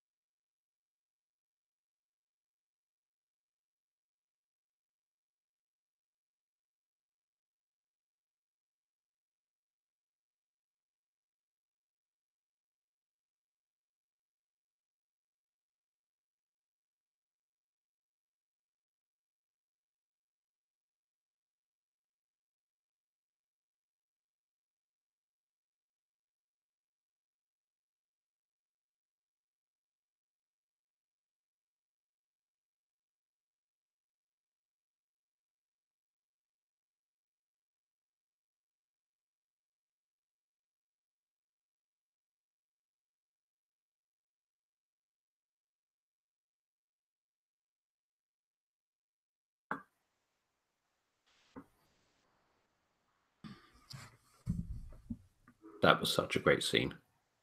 It was good. Yeah, it was really It good. was. I have a feeling we're not done with great scenes for tonight. Yeah. We shall see. That I've got an the enemy bit where he was scene that I possessed. do. I was just saying to David the bit where he was possessed, just like because there doesn't seem to be like miles of blue sky between the way that Mr. De Montfort talks and the way that you talk, and then suddenly if you just come out with this completely different character, like where did that come from? I know, yeah, like it was so like out of character, right? There's like one. And what I loved about it is it kind of like echoed like what happened to Charles, right? Like because Charles was possessed and speaking with Joanna's voice, right? So it's just kind of interesting. I like how the game has a. I've discovered this while playing this. I did it yesterday too. When I said that when Joanna said I'm a prisoner, right? Like I wasn't even thinking about the prison Hulk overseen. I was just it just kind of like it was just some part of the ambiance, and I just did it, right? Like I've discovered in this game that quite frequently because of the way the game manages your cognitive load, it tends to like you get into this space where you kind of like start to just naturally like reincorporate themes and ideas. It feels it's a bit like, although I think probably a bit more elegant in a way that it's like when in Swords Without Master, where you're specifically trying to look for things you want to do and write them down. Obviously, that's a very concrete way of doing it, but I think this is it because you have the sort of things where you are specifically, now we are going to not talk about what's, we're not going to try and defeat the bad guys and do this. We're just going to talk about something else. So you get those sort of details building up in the background, and then I think like I said, it does influence you without you even realizing it is, sort of thing. So I think that's cool. Yeah, the overseen procedure, like I've learned that like I've run enough of this now to know that like after you've done the overseen a little bit, like it starts to change your whole like relationship to the fiction, right? Which is really fun. Like it's a fun like effect of the game, right? And because the game like lingers on details, like it always like the game like loves to linger on like visual and auditory details in the scene. I think it just naturally kind of like you're just all kind of creating this like you're all just creating this like space of like details and motifs and themes, and I love it. I think it's really fun. It's a fun exercise. It's clever as well because you're trying to get people to contribute scene details is hard unless they know that they have to contribute scene details from this list. So given that they've already done the overseen, and then they'll just pop the overseen details back in. It's good. Yeah, it's pretty. Yeah, it's that part of the game is like that like core of the game is like working exactly as I wish it to. There's a lot of little tiny little things like related to the playbooks and some of the moves that I'm changing for the beta, but the like real like the central core of it of like sort of like the overseeing, the echoes in the dark, the Janus mask, the way the structure of the game, the very very particular structure of the game, like all that stuff is doing exactly what I want. So yeah, it's pretty exciting.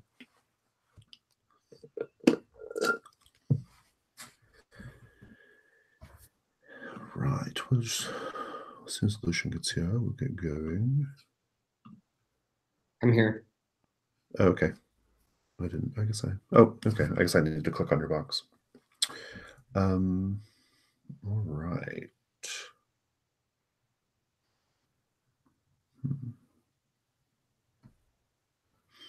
Anyone want to use any assets before we get going? We haven't been doing the fanatics. I've been forgetting to do it. that's getting ditched in the beta anyway, so it doesn't matter. But say that again, Lucian. I don't need a person to show up and. Yeah, so the funny thing is like the assets is one of the main things that's getting overhauled in the game. It's not going to look anything like it does like what we just did. So it's going to be quite different. All right.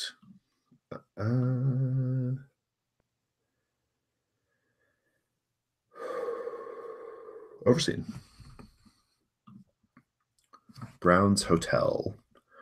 None of the 117 rooms at Brown's Hotel on Albemarle Street are the same, though they each have housed some of the most fashionable people you'll find in London or anywhere. A concierge, Samuel Miller, delights in spying on the hotel's posh clientele. Samuel puts his ear up against the door of a wealthy young bachelor. Paint the scene. What does Samuel hear that makes him desperately want the life of this young bachelor? The bachelor is has just gone. Well, never mind.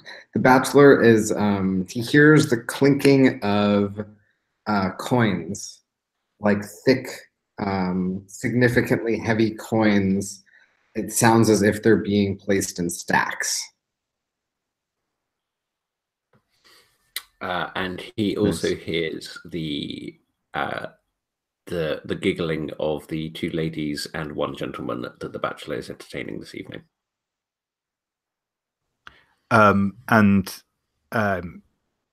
There is the obvious, unmistakable pop and hiss of a champagne bottle opening and being poured.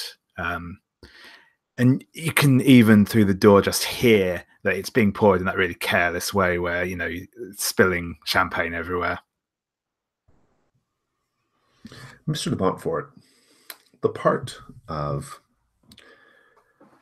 the riverfront that this attack took place in, it's something of a boardwalk. It's the kind of place where you might take your beau or your lass or whatever people said back then. It's a place where you might take them to to have an evening out, right, and to just walk and talk and things like that. And so I think we see you walking, right, on this like sort of a boardwalk type thing. And what does it look like? Tell me some of the sights and sounds. So yeah, I think there are numerous carts selling, hot roast chestnuts and pies and things like that. There's a few. It's that kind of. They're mostly sort of the fronts of people's houses, but they'll sell drink or someone selling fish and chips. That was just sort of the front of their house sort of thing for these people who are promenading by. And it's this isn't the Holland Park scene here. It's sort of the sort of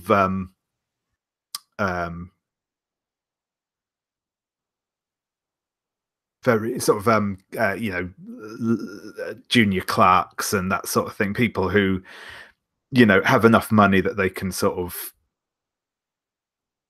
have some leisure time of an evening, but not really afford to go to the exactly. And you're going to do your beacon in the dark. What does that look like? How does that affect things?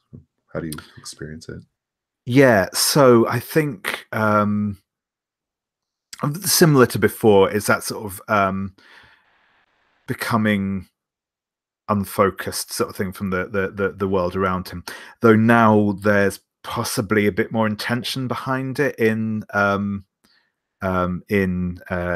Vivian's mind and in his attitude. There's almost a reaching out for the shadows that sort of tug around him, and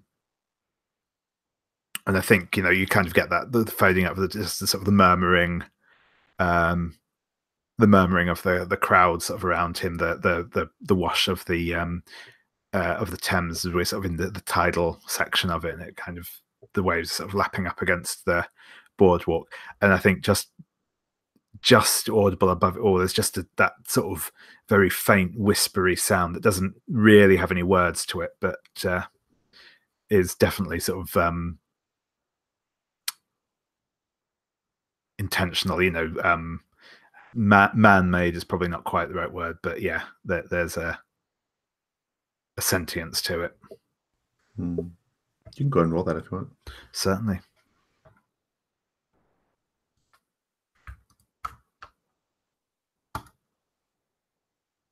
And that's a 6. What happens on a 6? Is there a defined result, or do I just? I'm just having a quick look.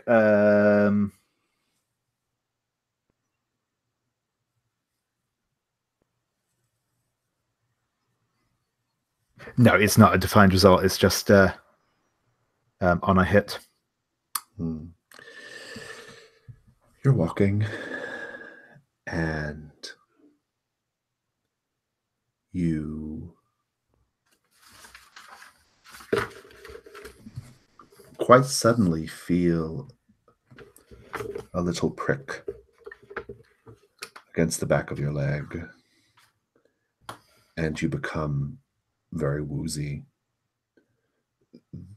You were already in a sort of like, liminal headspace, and now everything is just spinning around you, and you crumple and collapse, hit the boardwalk hard, and you find yourself passing out.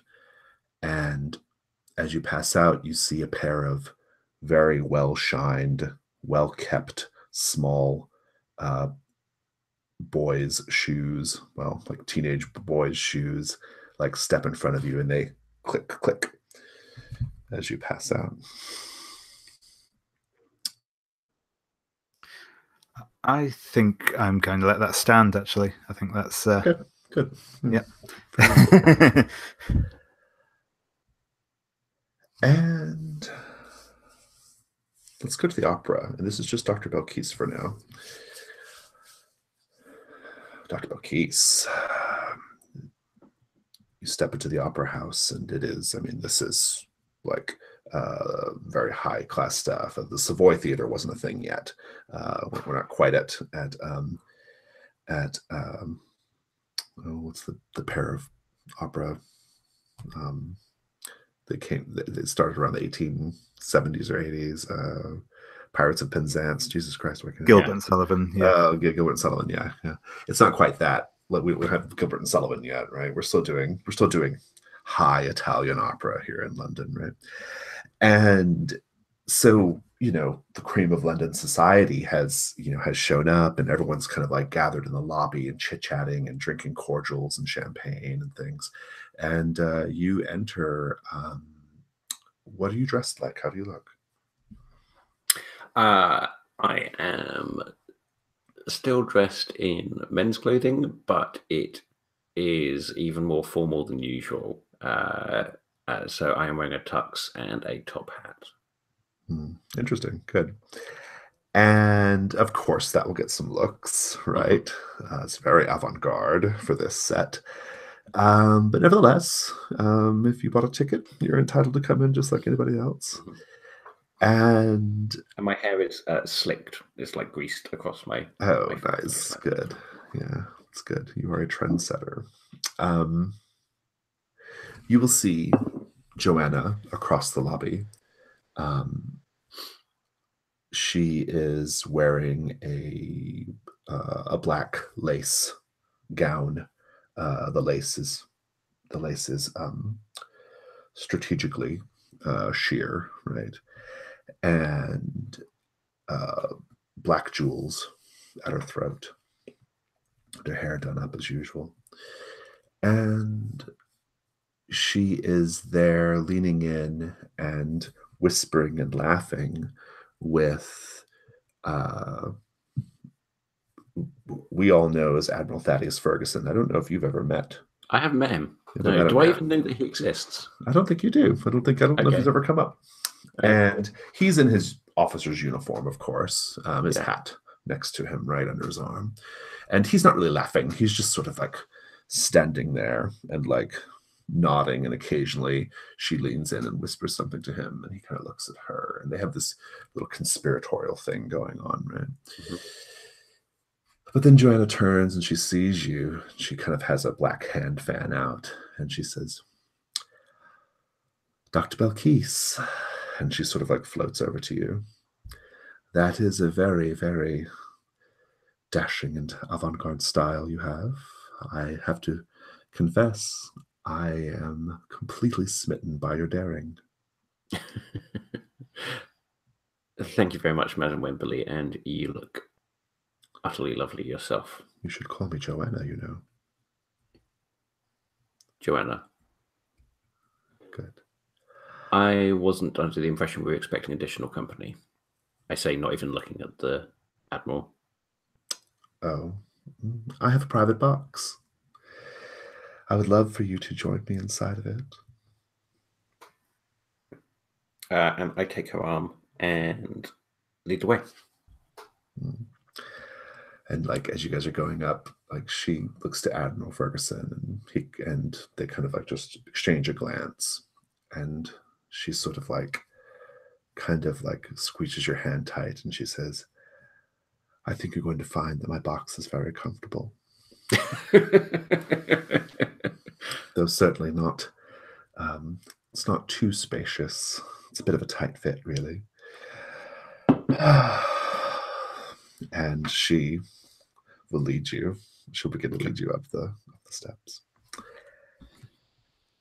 And you, Mr. Sebastian, you haven't made it into the opera hall yet, but you're on the sidewalk still, following behind. How are you dressed? I am wearing all white, including a floor-length white cape that is billowing behind me. And it's a little bit windy, so the cape keeps sort of billowing and catching in the wind behind me. I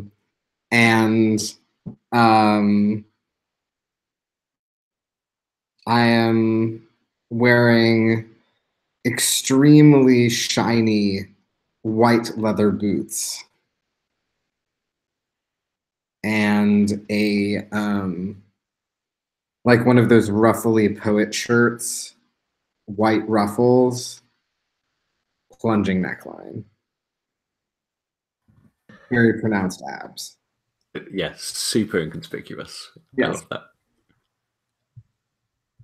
Just as you're about to get to the steps that go up to the entrance to the opera house, Charles Chang steps in front of you from out of the shadows. And he says, I'm very sorry to sneak up on you like this, Mr. Sebastian, is it? But can we talk? I think we'd better. Sebastian is actually really freaked out by this. Interesting. That he's seems to be well and ambulatory and right there. he's actually like, yeah. That's Good. spooky. I think we'll go to the overseen now. Back to our nosy concierge. Samuel rummages through the personal effects of an actress staying at the hotel while she is out. Paint the scene. What does he find that makes him desire her or desire to be her?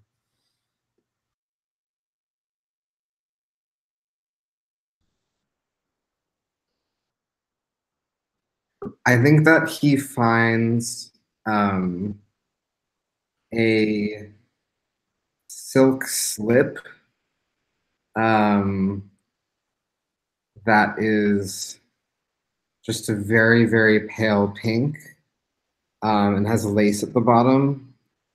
And the touch of it makes him want to feel that on his thighs. And he's not sure if he wants to make love to the actress while she's wearing it or if he wants to be wearing it.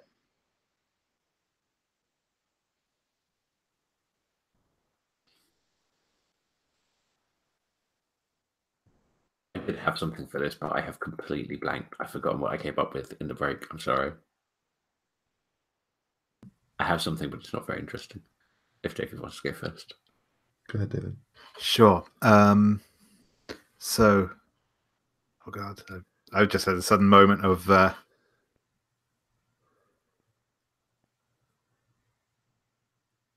cameras are a thing at this point, aren't they? I've just had that sudden moment of like, when was that? When did that happen? There would have been cameras. Yeah. Yeah, that's what I thought. I was like, yeah. Like daguerreotype, right? Yeah, Yeah, exactly. yeah, Yeah, something. So I think he's rifling through her bag, and he feels that sort of lining piece inside her suitcase lifts up, and inside is an envelope, and opening it up, he flicks through it, and there's 3 pictures of the actress, naked and bound with rope to a sort of Roman column.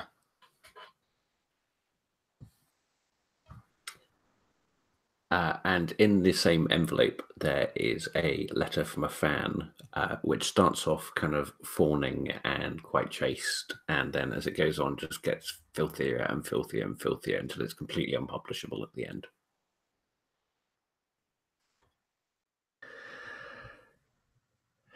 Do you want to throw in some details? I think he just finds her perfume, and he puts a few spritzes of perfume. Smells of lilac, and he kind of gently, carefully rubs it, a bit of it on his neck.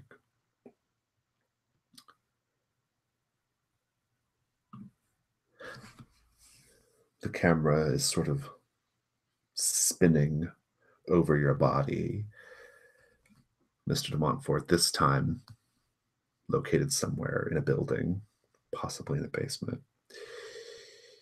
You hear the dull sound of a string quartet playing. Dull because your senses aren't quite all back together yet. And I want to know what you're wearing. Can I add in a little detail as well before we do that? Yeah. Unless it's completely inappropriate, which is that he is bound much in the same way as the actress was in the photos. I like that. How are you? Oh, sorry, we can hear you. I was on mute. Yeah, I love how it never says that I'm muted when I try and talk when I'm muted, but every time I cough when I am, it's like Yeah. So I was going to sort of echo into that as well, because I think he is entirely naked, and bound with rope. But I think instead of Roman pillars, it's just like 2 just plain wood. Yeah, those, because it's a wine cellar, so yeah, those sort of wooden that you get in those sort of old wine cellars, those sort of wooden arches sort of thing, and he's bound just to one of those. Nice, good. And what were you wearing? That's still important to me. So probably his sort of normal, a sort of I'd say the evening, so probably a sort of charcoal suit, maybe a very slight pinstripe to it, but fairly unobtrusive, and a dark waistcoat as well.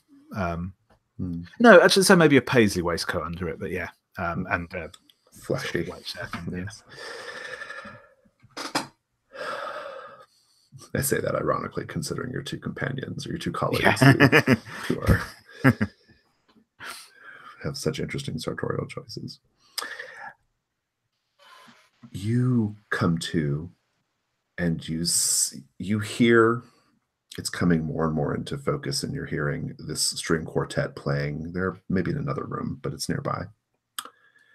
And you are bound with your hands above your head or whatever, right? Like kind of hanging there. And I think you have your underwear on, but you're otherwise quite naked.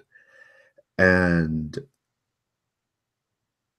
you see this boy, 12, 13 years old, who is wearing a beautifully tailored jacket that is quite a fashion statement. It's a sort of robin's egg blue with like a lavender tie, right? And sort of pale yellow short pants, and those shiny shoes that you saw. And he's wearing a cap, and he's going through your clothes, and he like holds up your jacket, your charcoal gray jacket with a pinstripe, and he kind of like, he's looking at it. He sets it down. He looks at you judgmentally, and he's like handling the fabric between his fingers. And he looks at you again, and kind of rolls his eyes, says, he kind of steps over to you, very tall and good posture, right? And he walks over to you, his heels clacking on the stone floor of this basement. And he says, "Ah, very good. You're awake." I where am I? You are currently in the cellar of my employer.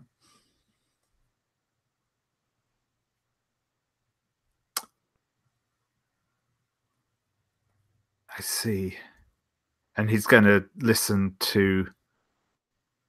He's going to catch that sound again of the string quartet playing, and there's that sort of moment of dawning recognition on his face, and say, "The creature known colloquially as Sally No Face." Personally, I prefer not to deal in sordid tales like that, sir. No. My employer, her vision is much, much bigger than some urban legend, some myth, some silly song falling out of the mouths of incredibly poor children. No. We are engaged in a fantastic work, sir. And you, sir, are going to be an integral part of the composition. And he like takes his hand, he puts his hand on your chest, and he moves it up your neck, up to your face. He says, "Has anyone ever told you, sir, you have a splendid bone structure?" No, I cannot say that they have. Your mouth is most feminine, and yet the overall effect is identifiably masculine. It is really something. And he says, when he says your mouth, he's like touching your lips, right? Well, thank you, I suppose. Though, given your mistress's predilections, I am. She's my employer, sir. She pays me. I come by this work honorably. Thank you very much. Quite. There's no compulsion on her part. I'm not forced to do this.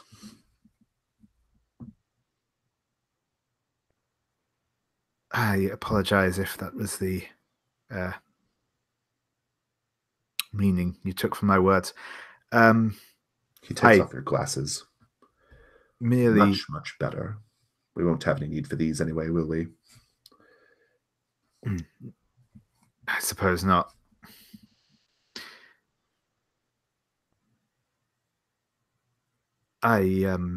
Yes, I suppose. How are you feeling right now? Fairly.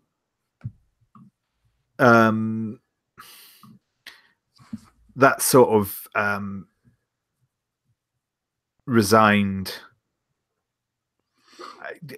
he doesn't really see a way out of this.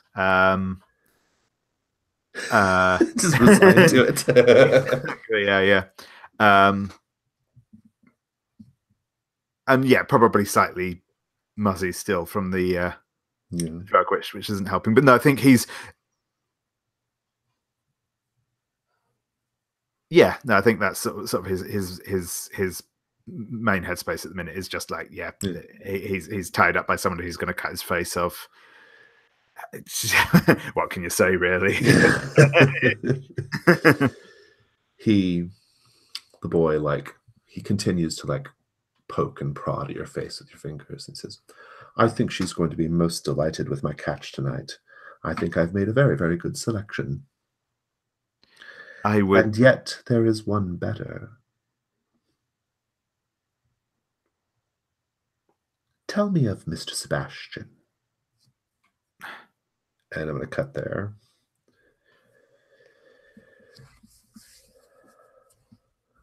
Joanna takes you up to her box.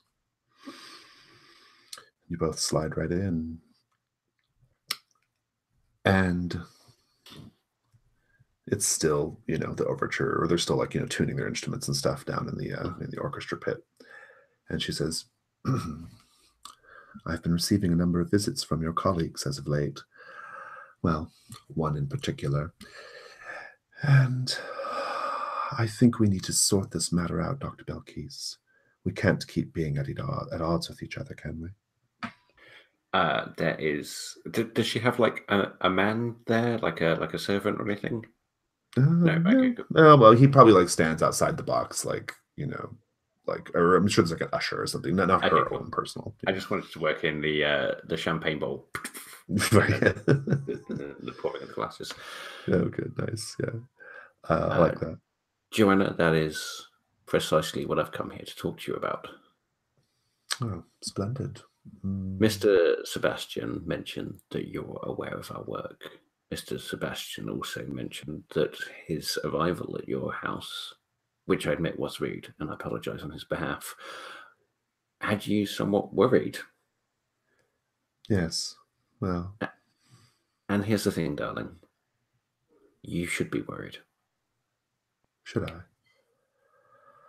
Why because that's the work we do at Hargrave House. We resolve.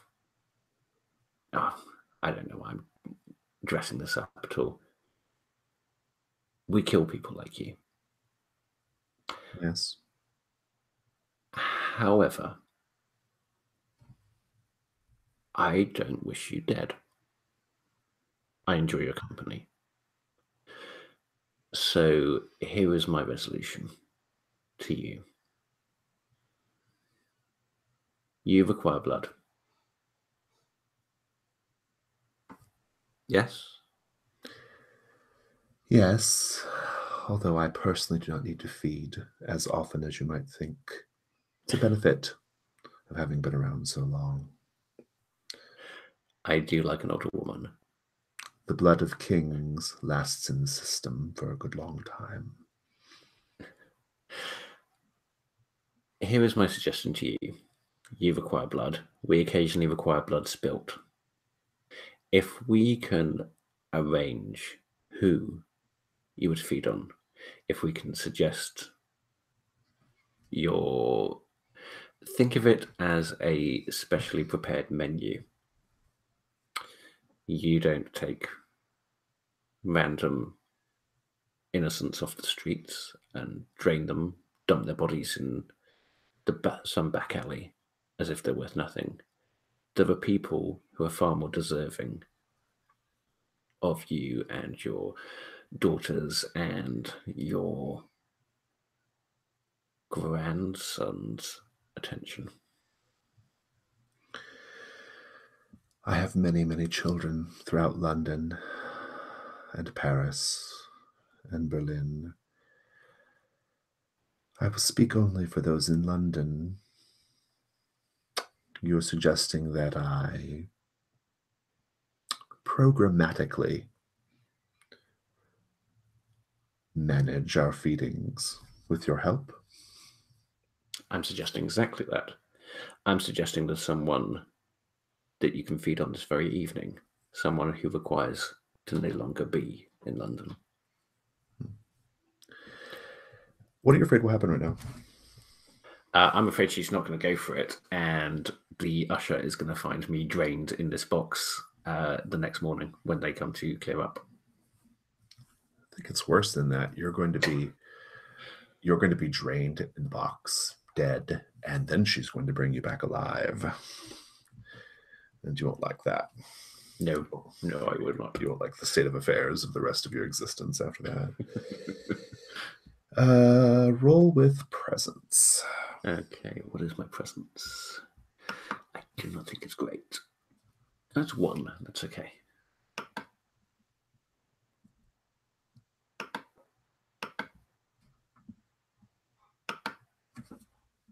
There's a 10.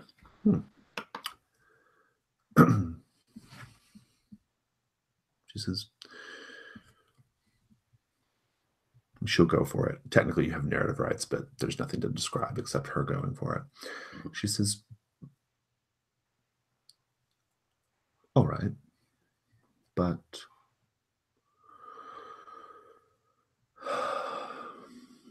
well, I can only control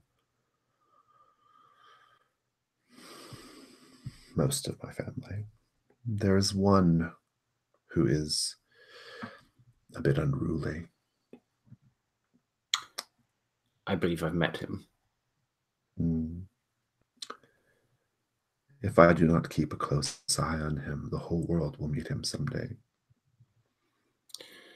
Well, I appreciate you doing that then. And I think the Hargrave House can overlook certain indiscretions if you aid us.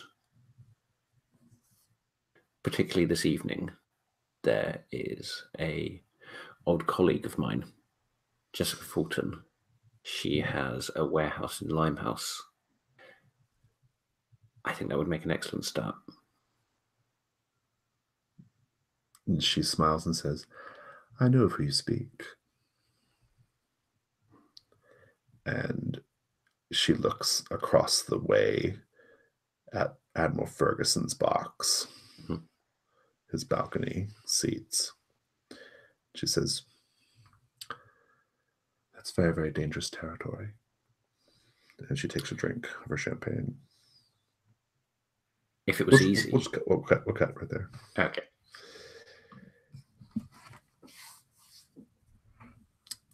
Charles Chang takes you sits you down on a bench. He says, I wasn't really sure who to turn to or what to do. I don't take this the wrong way, but I've been following you, watching you for some time, Mr. Sebastian, ever since that night. I find myself completely torn.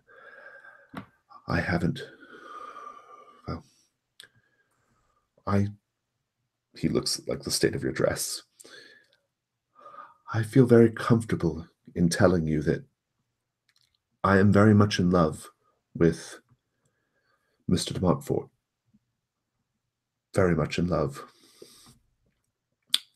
And yet, I cannot get that moment out of my mind. Every time I begin to think of him, all I see is you. When I was there, frozen in terror, blood gushing out of my mouth, and you kissing me, even though I couldn't feel it, I still see you there, and I don't know what to do about this. You are a phantasm, Mr. Sebastian. I suppose I'm coming to you for counsel because I don't know how to resolve this situation. Perhaps it will require.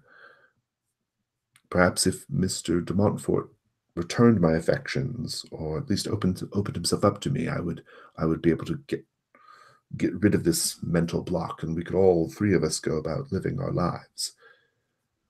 Oh, dear Mr. Chang, I'm so relieved that you've come to me for counsel.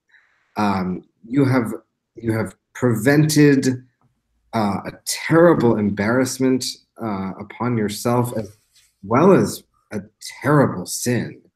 For Mr. de Montfort surely does not return your affections, nor, of course, do I. As you know, I was merely bargaining with the vampire mistress in order to secure my colleague's safety. Now, the best thing for you to do is to find yourself a nice wife, settle down, maybe start going to church more often. I really think that you need to introspect and reconsider your life choices. Reconsider my life choices. I, um, I, and he kind of looks at you, and he's sort of like looking into your eyes and says, "Wait, you. It is no accident that you were there together that day. You too have strong feelings for Mr. de Montfort, don't you? I can see it." Certainly, he's my colleague. How can you imply this? I just know. It is as if I'm looking through a mirror. Well, that's what it is then. A competition, I suppose. That's what I need to do to get you to fully eject you from my peripheral vision, Mr.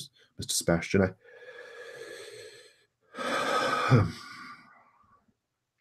I feel a bit embarrassed. And Sebastian leans close to him and whispers in his ear, "Not as embarrassed as you will be if you cross me, sir." And I think we'll just keep going from there to the third overscene.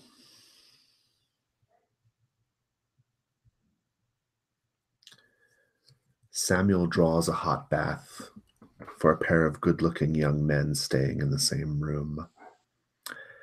In what ways does Samuel help bring the erotic subtext of this scene to the fore?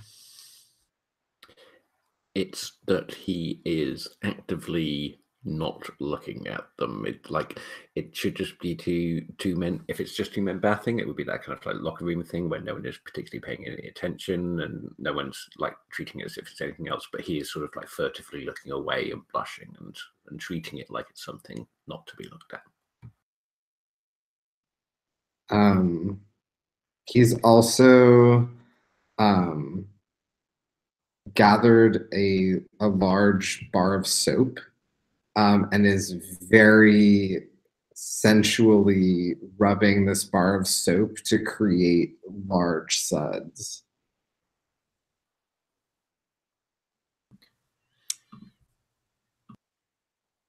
And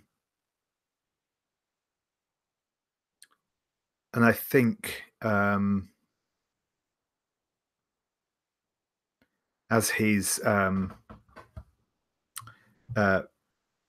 running the bath,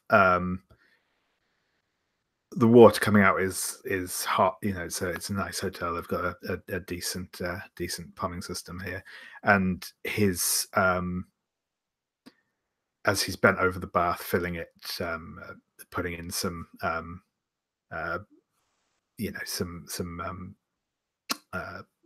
bath oils and some bath salts and the like. The sweat or the condensation is glistening on his face and rolling down his chin, down into the collar of his shirt.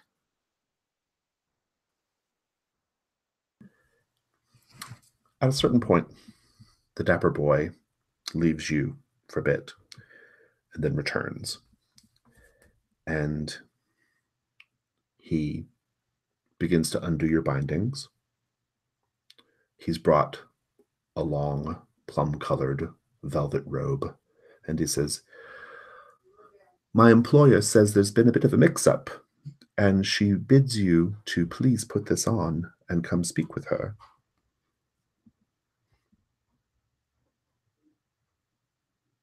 Oh, you're muted, David. This does appear to be quite the misunderstanding then. And he will put the robe on. And Please lead on. I think the boy like you put the robe on, and I think he actually like helps you tie it, right? And then he like has like a pair of like slippers, and he kind of like bends down and like puts them on your feet, and then he says, he looks a little like irritated by that. It's like, this way, please. He will follow. You walk through this cellar area. You walk past the 4 individuals with their faces wrapped with bandages, playing their song. You don't know who they're playing for. It's unclear. And you go up, maybe for you, you go up some stairs. You're in a house now, and the boy leads you to what appears to be some kind of study or sitting room. There's a huge fireplace crackling, and a tall wingback chair, and a little table next to the chair, and you see a small, by small I mean feminine, gloved hand, like stirring a stick in a cocktail. And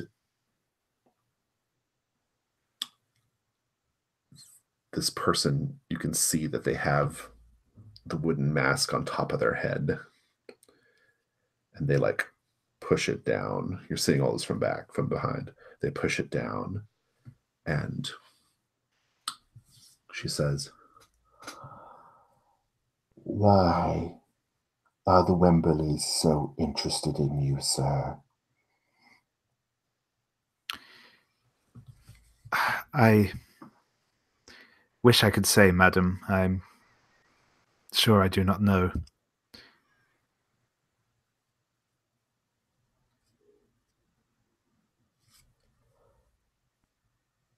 There's more to the story you're not telling me. Over the years, I've gotten very, very good at detecting lies in people's voices.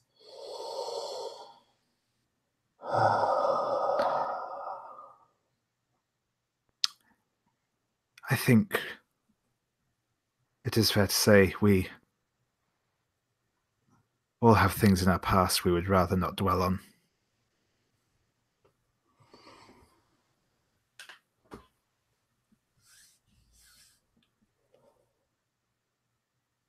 You are free to go. I apologize for the misunderstanding.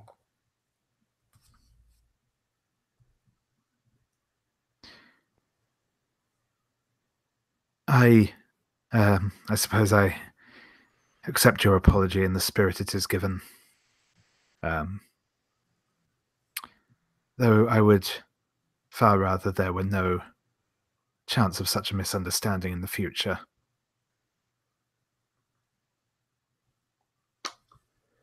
and her other hand falls to the side, and she has the scalpel in her hand. You can see it gleaming in the firelight. She says, I am not very interested in discourse at the moment, sir. You have been granted a reprieve. Take it while you can.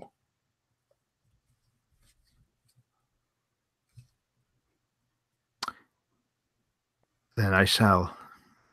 Good evening, madam. the boy sneers at you as you walk past. And do you leave, or what do you do? Yeah, I will. I will walk out. Walk out of the room, and is the boy escorting me from the building, or? I think he'll go like grab your clothes and thrust them into your hands. He'll make some snide remark about the quality of the cloth. I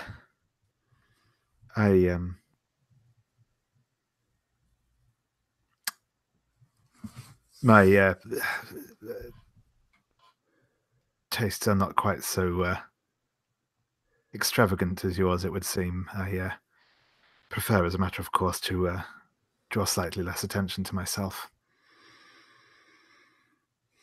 And he's But just like, they are very fetching. good day, sir. Good evening. And yep, he will head out. Yeah. And back in the box.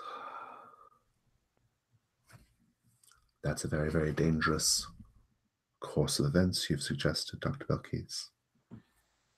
Well, if it were easy, I wouldn't be meeting with a 900-year-old vampire who has tasted the blood of kings.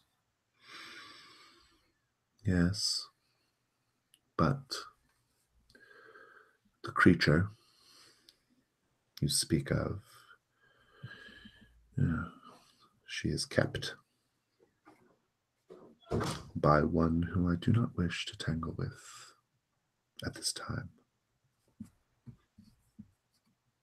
How do you mean kept? She takes your hand. There are many, many things, dark things, in London, as you know. It's my business to know. Everyone has their secrets. Everyone has their plans. I can't just tell you everything, can I? What would we talk about in the future? Madam, I can't believe that there's someone that you're scared of. No, I didn't say I was scared. I simply don't I'm going wish to put tangle. my hand on her chest. Well, I can't be surprised that there's no heartbeat, but I imagine it would be fluttering otherwise. And I think she's bold. She doesn't care. She's a rich lady in London, tons of influence. She's 900 years old. And I think she just like takes your hand and like draws you in for a kiss. Right there in front of everyone. Okay, are people looking up at us? Yeah. Fuck it. Yeah, I'm going to get into it. But I'm going to, I just briefly draw away after the first kiss and say, this doesn't change our business agreement. No, of course not. And then I go back in. Yeah. Back with Charles, and he just says, he stands up and he says, "You're a terrible influence on him, I can tell. That much is certain. I mean, look at the way you're dressed. Vivian's a good man." He seems to like the way I was dressed just a moment ago. What does that mean? Well, you all but confessed your desire for me. Why suddenly are you repelled by me? I think you may misunderstand me, sir. I find your arrogance and your hubris and your manipulative nature, your willingness to engage in that disgusting act in the Wembley's home, it would be best if London didn't have to deal with the likes of you. Oh. So I am arrogant, and yet you speak for all of London. I speak for decent people, like Mr. de Montfort. Yes, well, I've felt his decency. You have a terrific taketh away opportunity here if you really wanted to. Years, absolutely witheringly. Yeah. And I think have I destroyed him emotionally, or have I destroyed him? No. I don't. You may not be able to. I don't think you have enough hold to destroy him emotionally or socially, but you could kill him. No, I'm not going to kill him. Well, am I going to kill him?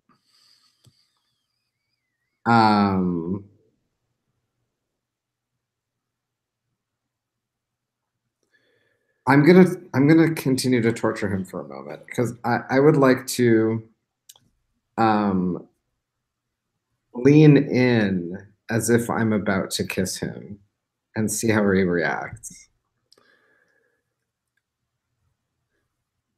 I'm not gonna give you a roll here. He just goes, the very nearness of you makes my skin crawl with revulsion, sir. You go about the city of London thinking that you are a gift from the gods, that everyone should just fall along in your wake. No, no, no, no. I will wrest Mr. de Montfort from your dripping clutches. You won't get your way this time, sir. And how do you propose to do that? Shall do it the old-fashioned way. I shall convince him. I shall convince him, and I shall win his heart. That's how I shall do it. How close are we physically? You're so close. This is like happening inches away from your faces. Like you guys are like that. And you're like in a dark kind of like a dark lane, there's just like one, gas lamp lit above the bench. I think I'm going to take out my knife. And I'm not going to stab him, but I'm going to like put it against his gut. Yeah. Like he can feel that if he fucks with me, I am going to stab him in like a vital organ. What do you want him to do right now?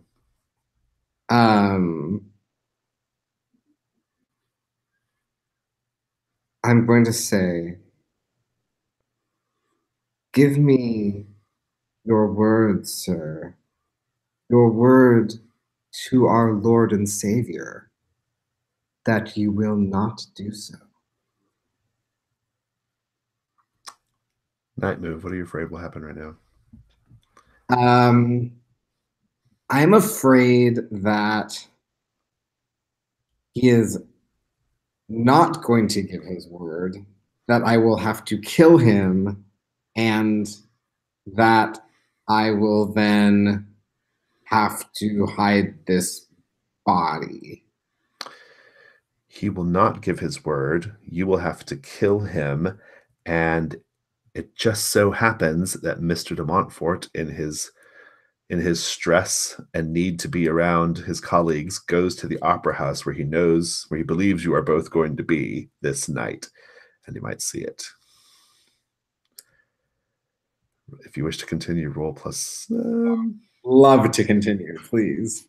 What am I rolling? I think it's composure. Okay. And let me check your stats too, or your conditions. I have tainted and dark obsession. Oh, you're definitely rolling a disadvantage based off what you said you're scared of, because I think it might overtake you. You make it particularly gruesome, right? So roll 3 dice. I definitely failed this anyway. Okay. Yeah, this roll was like a 5. I've got it. I think what he does is he like grabs your face and he scratches your face, just like draws his fingers across your cheek. And you just, in anger, reflexively stick the knife in his gut, and his guts spill out on the sidewalk. And Mr. de Montfort just comes.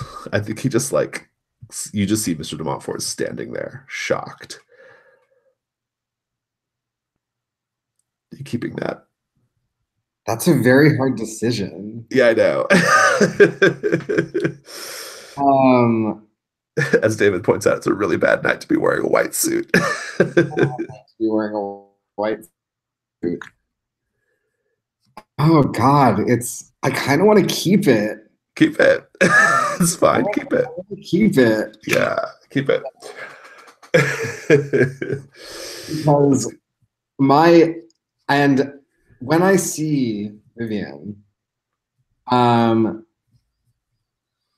my first thought is not for the corpse in my hand or the guts spilling down my white front. It's that my face has been scratched.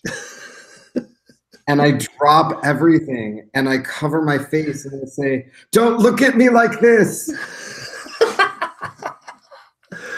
That feels like a good cut.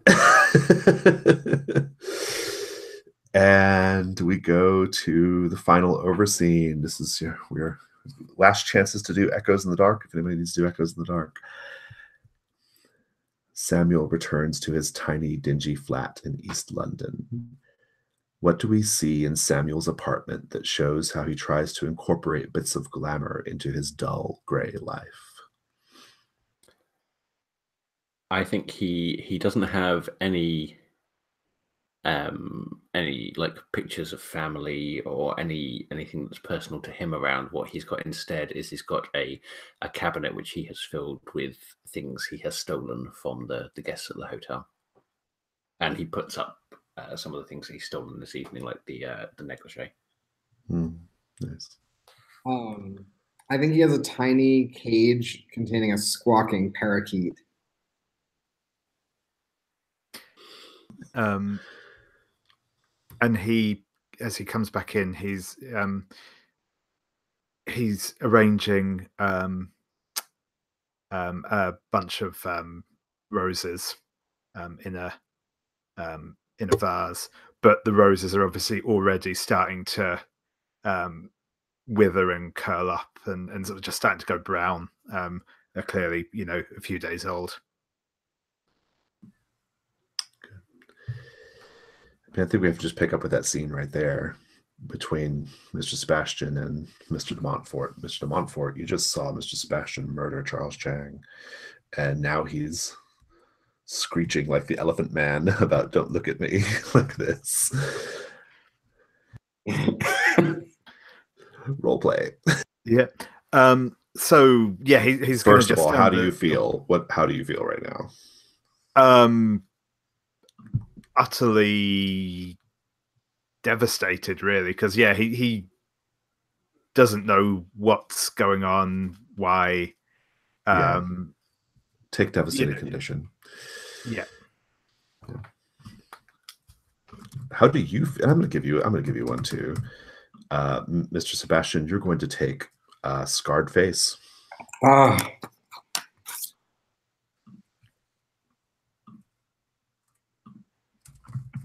I feel completely devastated about my face. It has overtaken all of my concern for the fact that I have just committed a murder. I am seeing my life flash before my eyes, terrified at what this will mean going forward.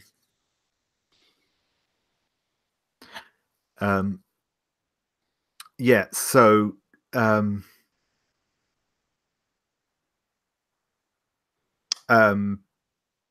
Vivian stops for a moment and just sort of, you can see his sort of jaw drops as he's just taking in the scene.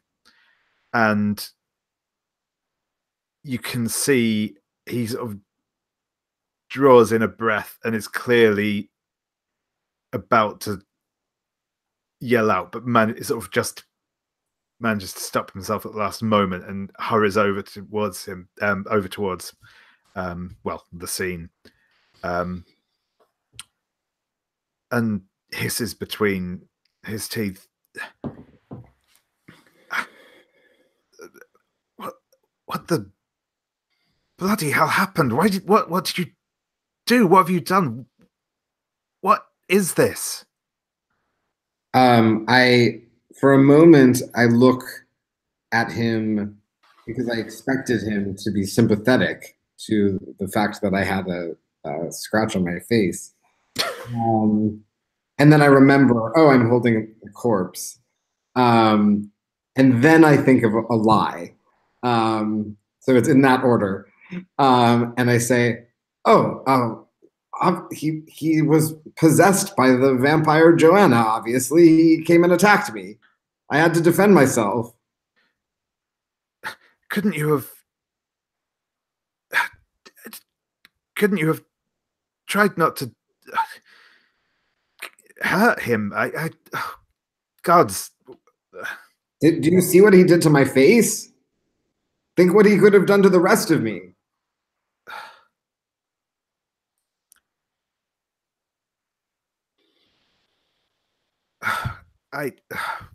Gods.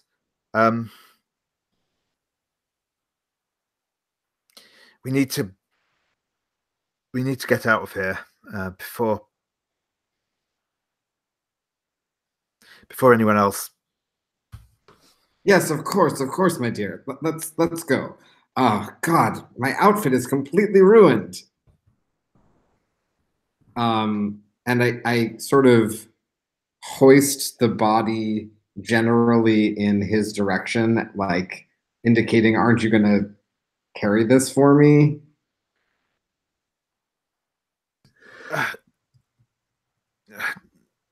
It's best we just leave him here. We'll draw more attention if we try and... I think I want a night move from Mr. Sebastian because you do have a body to deal with.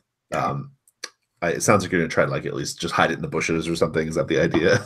Yeah, I'll hide it behind a trash heap. Yeah. Drop a note for Dr. Belkis. Lovely hands on that one or something like that. I'll do a night move. What are you afraid will happen? I'm afraid that I won't satisfactorily hide the body, that my fingerprints will be found on it, and that the murder will be traced back to me. Absolutely. And I think that you'll be pinned for not just the murder of Charles Chang.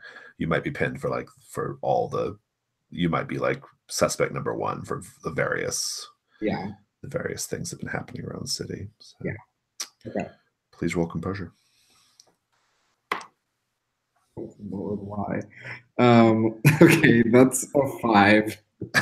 Do you wish to Janus mask this? I want to hear it first and then Janus mask it. And I think I think it's just a fucking mess. You are dragging the body into the bush. You're getting blood all over your white suit and cape. I think Mr. de Montfort's just watching this in sort of shocked horror, right? As you're we've got to hide the body. Come on. And you're dragging it in there. There's guts. It's getting on your shoes. It's just a big fucking mess, right? And I think it's so you keep repeatedly saying oh, my face, you keep being focused on that, right?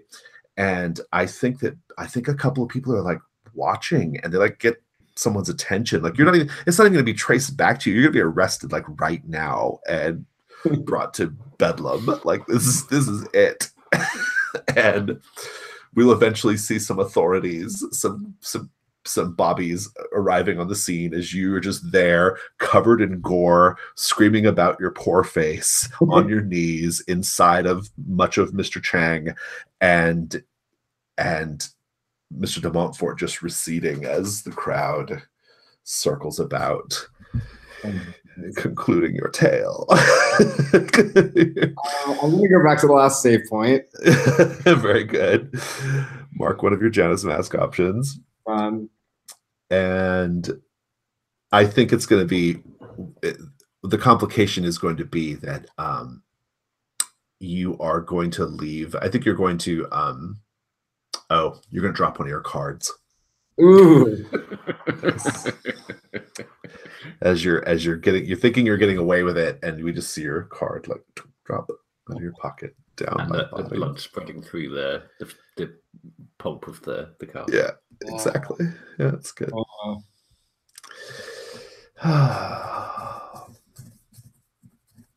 Well, let's just wrap this real quick then with Joanna.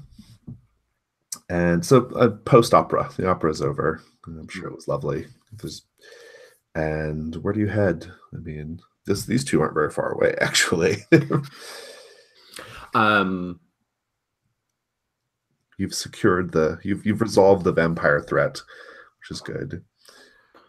But probably not the No Face Sally threat. No, that is not resolved. No. Okay.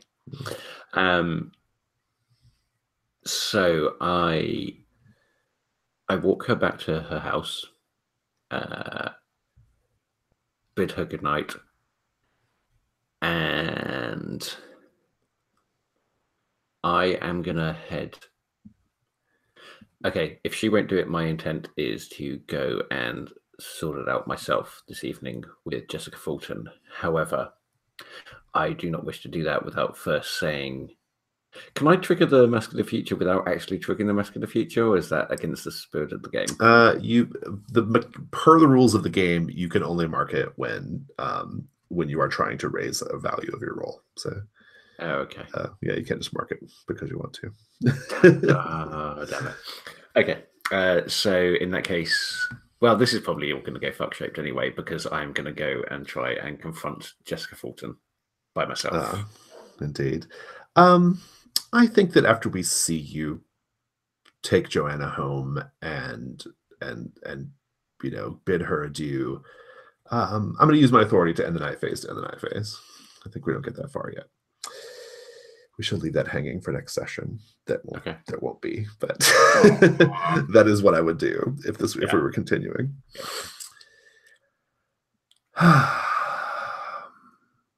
I wanted to add a little detail to the stabbing, but I didn't have time at the time, which was intercutting between those two being very close and me and Joanna in the booth, and me reaching for the champagne bottle, and at the same time as there is the stabbing that's like a from Joanna. Nice. Oh yeah, those nice little cross cuts. Yeah, that's good. Yeah, that's good. Well, it would be interspersed with Samuel's scene in the TV show or movie too, right? Like we would see all of them, right? There'd be some connections or whatever. Samuel like masturbating with a negligee or something, right? Yes. So, I feel like if we're gonna really tie it all in, that I should like do 2 or 3 long slices, like the blood running down the back of the sailor from like 2. Oh yeah, yeah, exactly. Yeah. Good. I love it. Did everybody do echoes? I know for sure Ollie and David did. Did you, Lucian? I don't think I did. Yeah, I don't think you did. I got caught up in other things. Yeah, no, that's fair. And yeah. I was going to say, I think the echoes in that one were a little harder to fit in, but I don't know if that's just because of the scenes that we're in, or whether it's that set of echoes. Yeah, sometimes you just get like so wrapped up in the scene that you don't really think about it too much. But, also I don't know. That one was untested, so that's the first time we've done that one anyway. But yeah, I think as well, quite a few of those scenes were very conversation focused as well. Which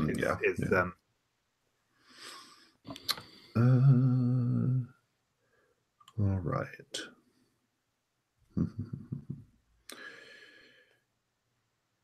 So we have some Janus Mass to do.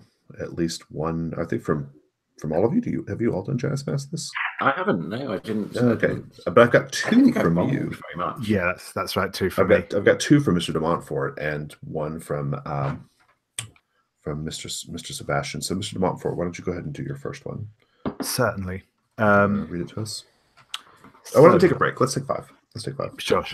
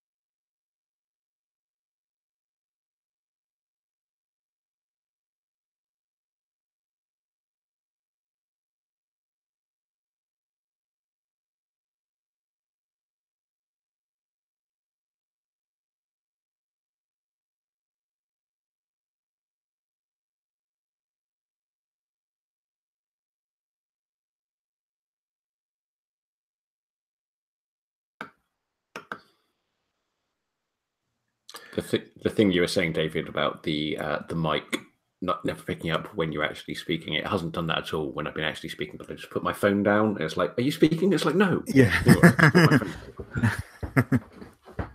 That's a pretty good picture of. That's a pretty good idea of Joanna. I always picture her. I usually post it in the thing, but I didn't post any NPC pictures this time. But I usually picture her as Mary Woronov in House of the Devil. I don't know if you've seen House of the Devil, but I have, but I can't remember what she looks like. but yeah, like I kind of imagine her like that because she's older, but still kind of like vampy in her way and kind of yeah. But yeah, that's a pretty good it's a pretty good or also in the movie Topsy Turvy, which incidentally is about Gilbert and Sullivan. There's an actress, I don't know the actress's name, but she's like Mr. Sullivan's like lover, this older woman, and I imagine that's what she looks like. Cool. Joanna's fun to play. I've used Joanna in several play tests, but all right. Okay, so go ahead, Mr. de Montfort, read your first. We're doing past or future? Certainly. The past for both of these, in fact. Okay. Narrate a flashback to your childhood that shows the first time you encountered a dark entity. So I think the scene is as sort of English countryside. It's late summer. You've got that kind of gold light dappling through the leaves, sort of thing. Smell of grass turning to hay in the air. And there's a boy who is clearly a younger Vivian. He's got the golden curls, though they're longer now, down to his shoulders, sort of thing. He's in short trousers. Probably not an actual sailor suit, but that sort of thing. And he's just playing, probably playing with a stick or something. He's about, probably actually a similar age to Master Wembley, so sort of 9, 10 sort of thing. And there's, as he's sort of wandering along through the hedgerows, there's a sort of rustling in the hedges, and we sort of look towards, and you can see again that sort of oily, dark, shadowy smoke just sort of creeping between the branches. And then a young boy runs out, similar age again, and we see a few different shots of them just sort of playing in a running around, generally being kids. They're sort of tussling. There's a church set in the background, and the other boy pins Vivian to the ground, sort of by the shoulders. And it's all obviously very sort of innocent child's play, and he leans down to whisper something into Vivian's ear, which we don't pick up, sort of thing. Though as he does that, you can just hear that slight catch of breath in Vivian's throat. Our next scene is the other boy is peering around the door to the church, looking inside, sort of thing. Though he's not crossed the threshold, and we hear the sound of a splashing of water, and we sort of switch to the boy's perspective, and you can see sort of from the back, Vivian is essentially peering up into the holy water font by the door in this church, then giggling runs out past the boy. We see all this again from the boy's perspective, as Vivian's running away and looks back. And as Vivian looks back, we see the church and the boy isn't there. And there's just a faint mist around the doors to the church. Good. Read yours, Mr. Sebastian. Narrate a flashback to your young adulthood that shows when the artist revealed their masterwork inspired by you. What was it? A sculpture, a painting, a piece of music, or something else? And I'm going to say that it was a painting.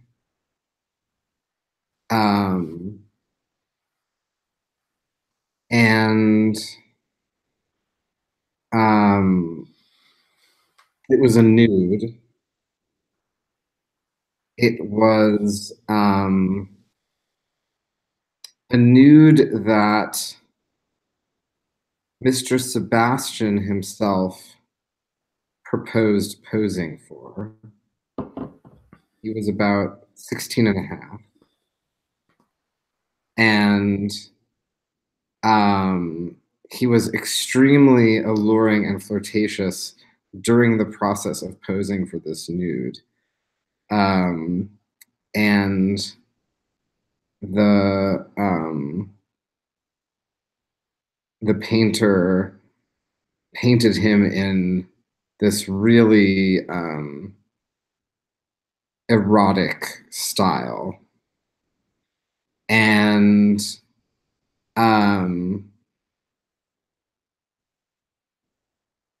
it was extraordinarily beautiful.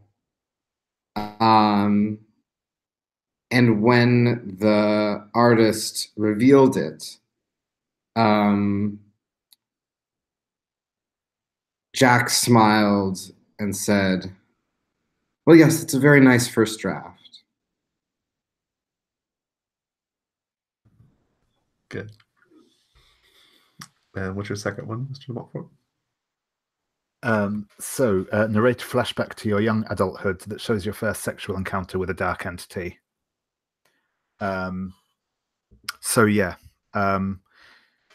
We're in a small, fairly sparse-looking bedroom. There's two beds in there, one on the other side of the room. It's clearly institutional. It's a sort of school dorm room sort of thing. A figure sleeping in each bed.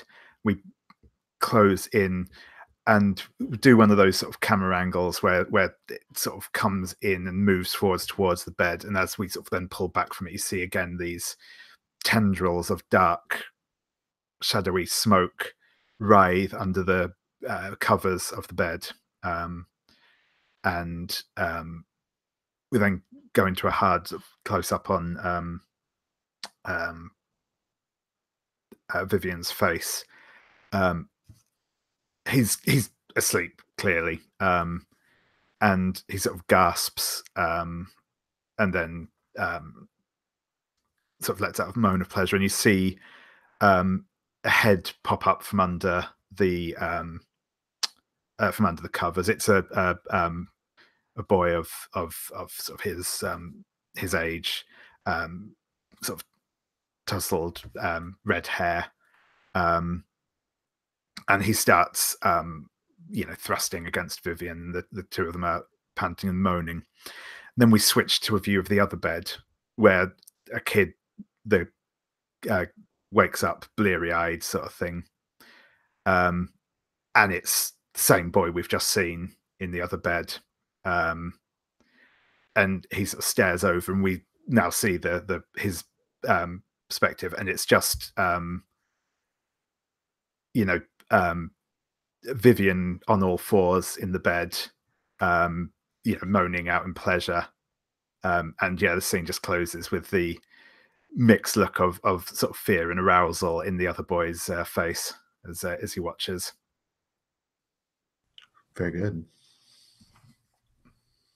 We shall end with the enemy. The perspective,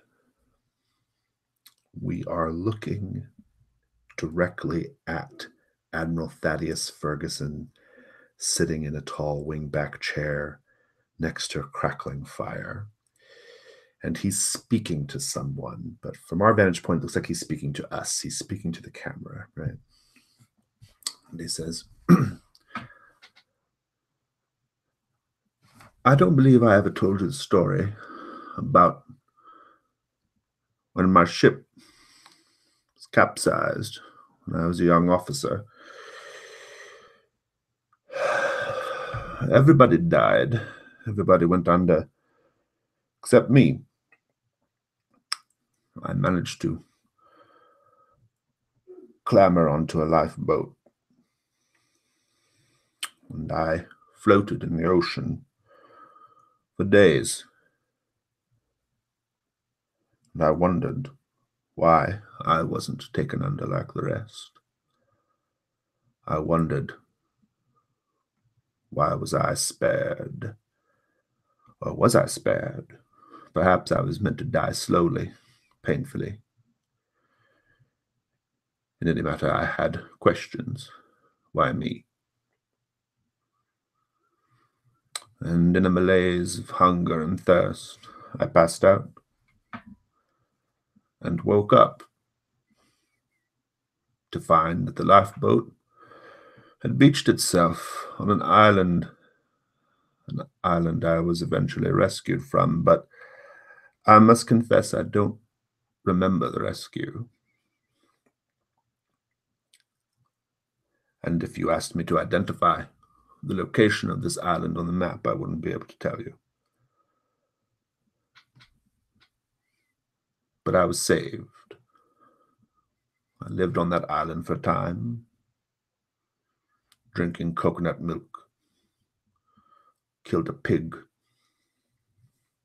and I found a series of caves. And I went exploring to these caves that were so dark, darkest dark you've ever seen.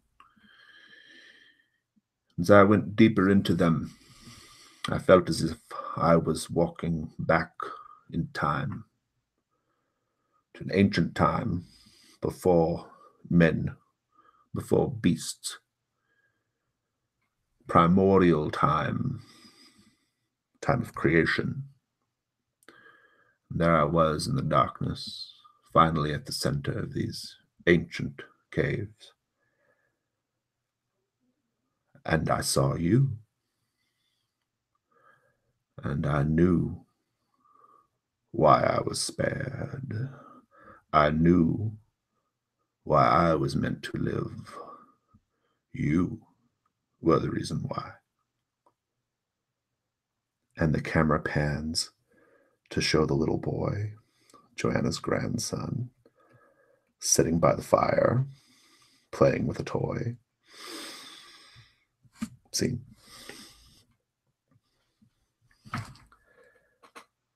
And we shall do end of session. Everyone's getting the third one this time, so that's great.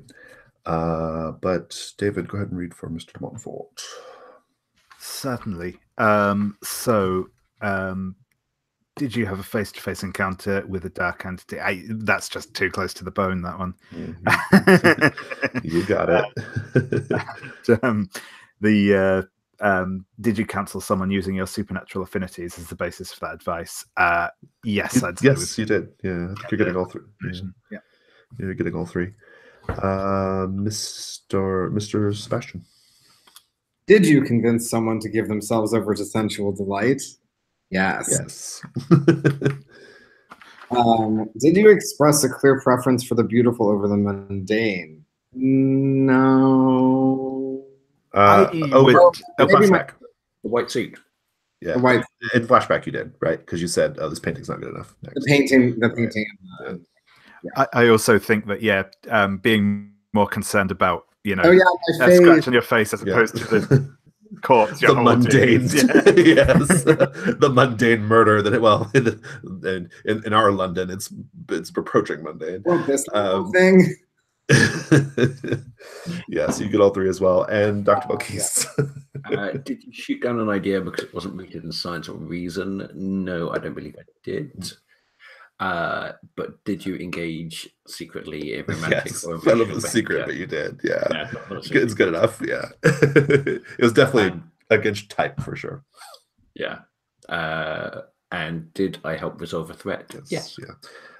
That third question is actually being changed to was a threat resolved. Actually, I'll tell you about the changes in a minute. But so you're all getting 3, or you're all getting at least 2, and some of you are getting 3 on that. And yeah, if you guys have a minute, I'll just I'll share the changes with you so you know where the game is going if you're curious. I am very curious. This is a great game. I could play it for months. Yeah. Oh, awesome. Thank you. This is a really, really fun game. Oh, thank you so much. Let me find the changes here.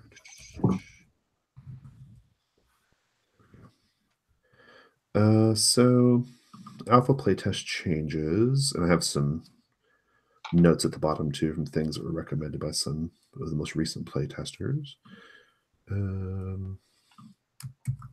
Okay, but here's the link momentarily. Oh, there you go. So yeah, things I'm generally happy with. Overscenes and Echoes in the Dark structure, I like all that. I like the overall structure in general. For the Janus Mask, I'm going to change certain individual elements, but I'm overall pretty pleased with how the gameplay goes with that. Yeah. Conflict resolution, besides a few nips and tucks, I'm happy with the overall flow of it. I like the negotiation of stakes. I think that's fun. Yeah. Playbook flavor is great. Kind of beside the point because there are 13 playbooks, but we've only been playtesting 5 of them so far. Basic flow of dramatic conflicts, I'm pretty happy with that as well. I think you all saw how that works today. Like you fill them up and then we talk about them, right? And then you get XP. Yeah. That's changing to tensions. That's going to be called tensions instead of dramatic conflicts. And I'm going to rewrite the starting set and the suggested set to be a bit more flavorful. Some of them are a little samey, and so I'm going to kind of rewrite them to be a little bit more diverse and flavorful. These are definitely changes that are happening. I've play tested enough to know that these are things that are happening. Generally, I'm going to clarify the only past you can't talk about is stuff on the Janus Mask. Before I was saying you couldn't talk about your past at all, but that doesn't work entirely in the game. Gangs is not a rule anymore. That's going away. There are going to be major changes to Hargrave House and assets, which we'll talk about. Beefing up the end of session, which I'll talk about. And then advantage and disadvantage. There's actually no change here. After discussing it with a number of folks, I think that is fine after all. In terms of just like the question I posed or considered was like, was there like, should we do like double advantage or double disadvantage? And people were like, no, don't do that. That's dumb. Yeah. So reference sheet, the day move and night move, this is a big change. The day move and night move triggers, I'm going to change to when you do something risky or face something you fear, because it came up repeatedly in the play tests that there were moments when like the characters are just kind of like standing there staring down something that's clearly scary, and that's a dangerous situation, but it's not them necessarily doing something. And so I think that little change will fix that. I think that kind of reactive role comes up more in horror games, I think. Horror wants that reactive role, doesn't it? I mean, it's very much that. The colleague move, major changes. I'm going to change it so that clearing a condition isn't the only benefit for the framing player. And it's not an automatic condition clear for the framing player. Basically, the framing player on the colleague move is going to get to choose 2 from the list, and the other player gets to choose 1. That's that. Gives a little bit more variety. Gives the framing player a chance to do dramatic conflicts and or unearth dramatic conflicts and do other things. Sure. So I found in the playtest that like it wasn't getting triggered because if you didn't have a condition, you didn't have any reason to trigger it, right? And so we weren't getting enough interaction with that move, and so I'm hoping that change will fix it. Harm and healing is out, but that was out a long time ago. I'm going to clarify some of the advancement language, but it will still function the same. Playbook wise, I'm going to change the point spread from 3 to 2. I like that balance better. I've tried out 2 and I like it better. So harm is gone. I'm going to make the end of session. There's going to be more questions, like 4 or 5, and then you'll each be able to choose. You'll just choose the ones that interest you every session and work towards those. I found that we needed some variety because certain ones just weren't getting hit because the players weren't interested in them. So assets are essentially not going to work at all like they do right now. Assets are only going to be NPCs, no more items or rooms. You'll spend a resource to hire the NPC, and basically if they help you with something they're good at, you get advantage, and that kind of thing. Assets that were previously items and rooms will be recontextualized as new moves for the respective playbooks. So I think that's a better way of, I don't know. I just think that'll be, I was trying something different. It didn't quite work the way I wanted it to. So I'm going back to basically more traditional PBTA. I'm going to collapse personal quarters and equipment. I'm going to make personal quarters a part of character creation. So basically, you will define your personal quarters in Hargrave House a little bit. I'm also going to add some mechanical heft to it, but I don't know exactly what that looks like yet. You guys haven't seen the Americans, so this won't mean anything to you, but I'm generally happy with it. I'm going to move some of the moves around. You haven't seen the factotum either, but the factotum's getting a lot of changes because it's a great playbook, but it needs just it needs some adjustments.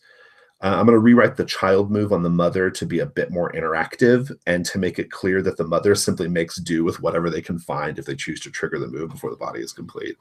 They are not just animating some eyeballs and lungs. But also I want it to be more interactive. In every playtest, the ghoulishness of the character like taking the body part is always fun. That's always a good scene, but there's never much more after that. Like they take the body part and then it's just nothing, right? Like we never like see them we never see them in the lab. We never see them working on the body.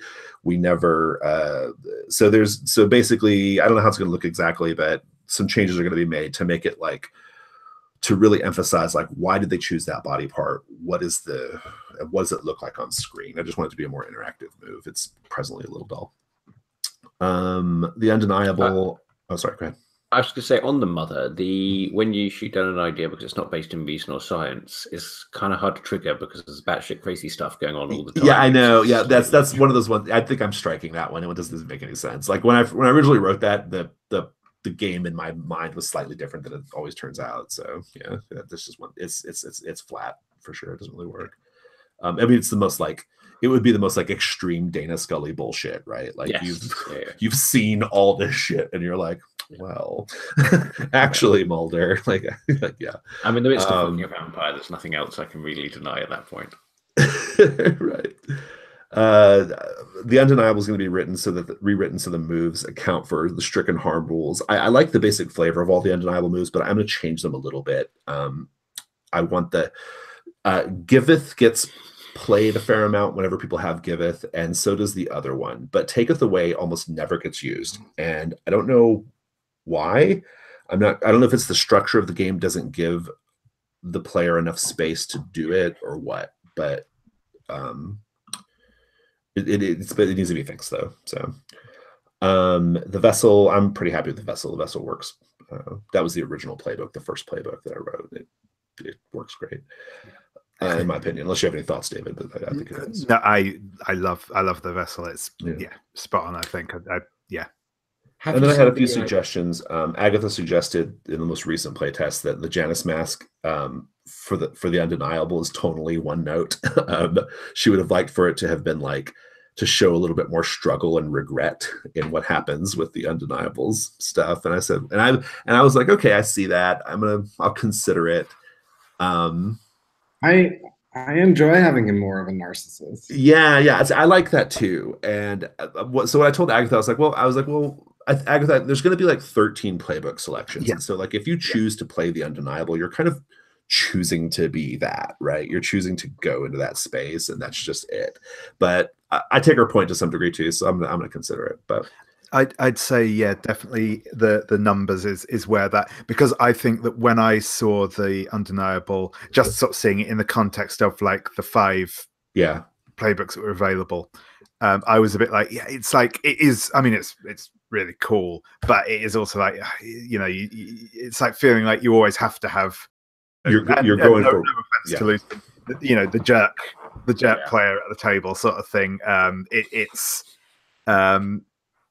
That plays really well with some groups, not so well with the others. But yeah, if there's a dozen there's gonna be a ton to choose from. Then, yeah. There's like 12 to choose from, and then the Orphan is a playbook you can't choose in the beginning, but it's the 13th one. The Orphan can only be chosen if the mother gets murdered by the child. So, and then you can choose to play the Orphan. Nice. Have you seen the TV show version of The Exorcist? No, I have not. That might be worth watching for the vessel. It's like the relationship that the demon has with the girl he's possessing is very much in that kind of space. Oh, interesting. Oh, cool. Okay. Yeah, let's check that out. It's also just really good. And then the Janus mask, it used to be, and as written, the alpha rules were if you used it, you got an automatic 12 plus. But Fraser made the really strong case that it works better if you just bump it one level. It gives people incentives to use it more often, or more opportunities to use it. Yeah, I'd sort of agree with, because I'd watch the playtest ones that you put out as well, and yeah, it feels like too much of a swing. Exactly. It's like, oh wait, everything's really shit. Oh no, actually I'm right. Yeah, it's super swingy. It's like, oh, you got fucking murdered and you're dying in the street. Oh, never mind, you found all the clues you were looking for and then some. Yeah. Yeah. Found the golden ring. Yeah. No, so this was the first time I tried it this way, where it's just a step up, and I liked it. I thought it worked well. I thought because I think as well, it's often that sort of thing that it's often fun to get those mid results where not everything's great. So it's nice to be able to. It's nice to be able to bump up the fail into like, it's not great, but it's it still serves the purpose of like, you get to avoid being killed, right? Like that's the nice thing. But there's some like legitimate choice to be made too. It's not like just So.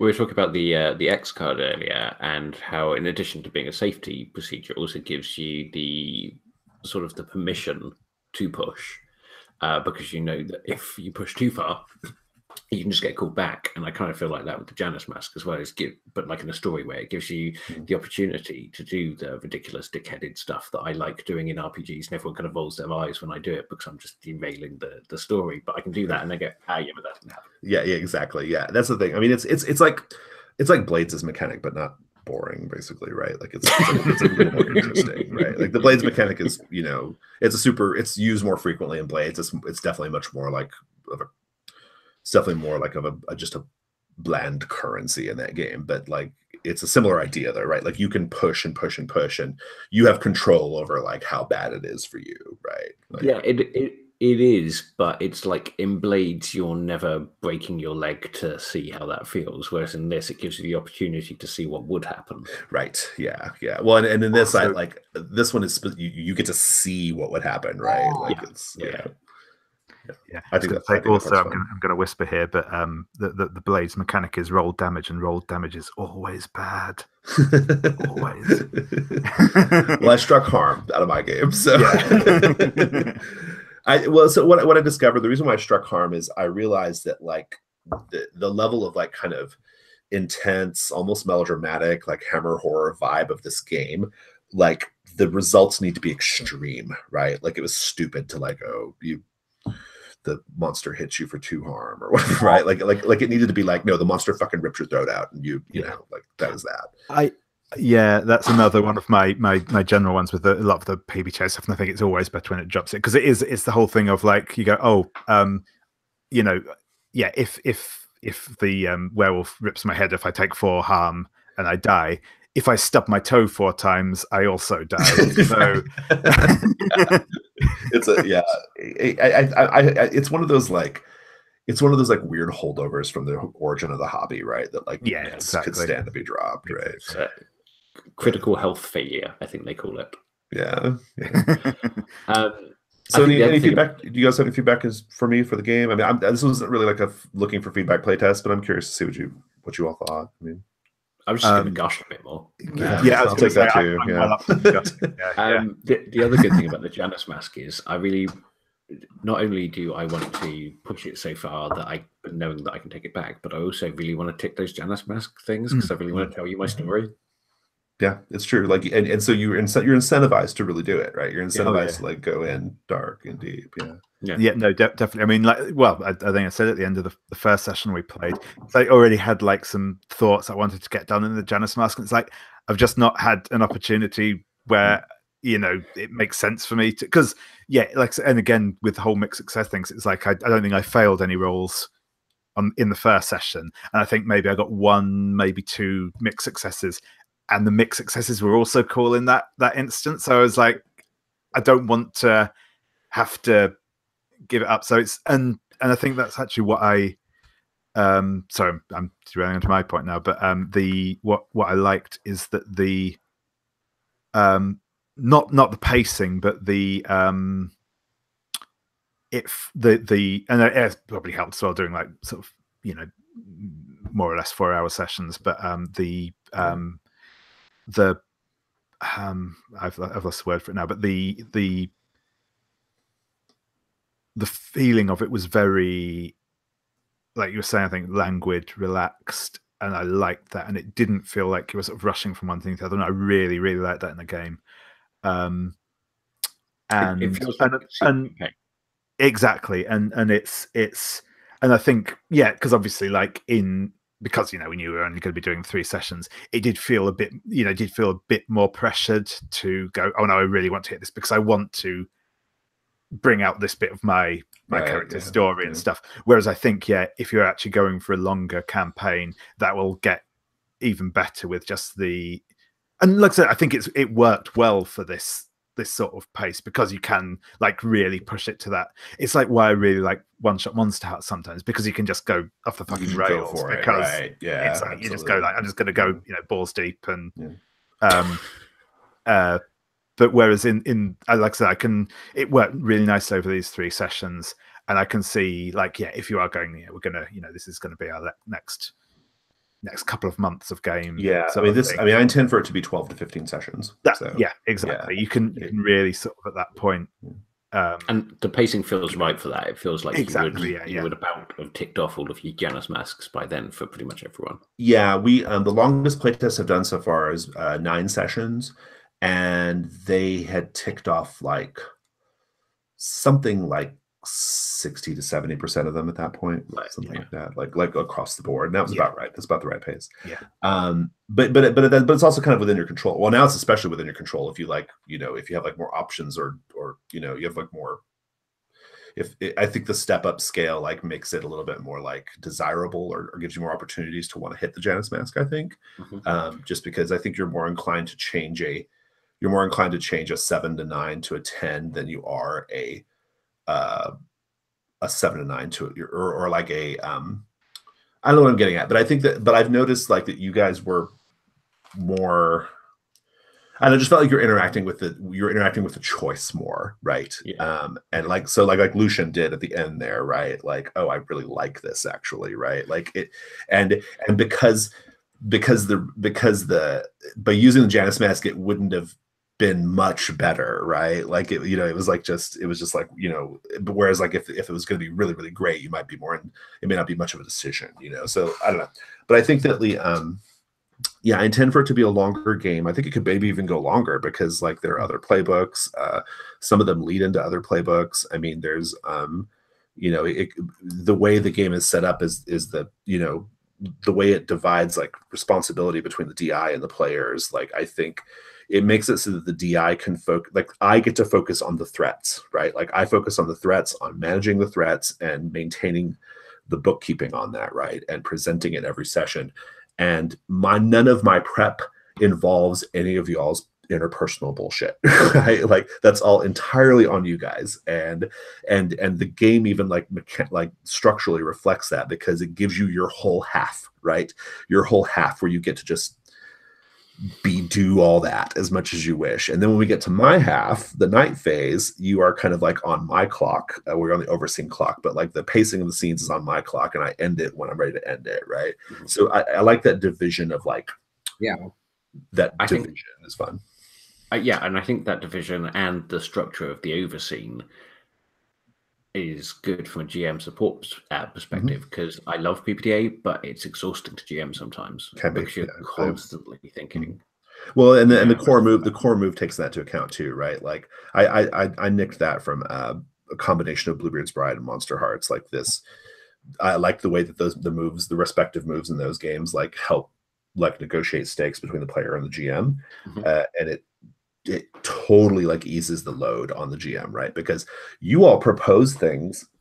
When I asked what are you afraid will happen, you all propose things. Like about half the time, you all propose things that I didn't see coming, that I did not anticipate. Like, oh, what an interesting thing to be scared of, but it makes sense. Okay, cool. And then like there was one where it was like, I'm scared that it was more like how I'll be perceived or something like that. I can't remember what it was, but it was like, I'm not worried about like, being killed. I'm worried about my reputation or whatever, right? Like it was stuff like that. Like, and so that is a huge help as a PBTA GM, because you're not, like you said, Ollie, it's not all on you to figure it out, right? And so and so I took those moves which are just small parts of BB and Monster Hearts. I made it the center of my conflict resolution. So anyway.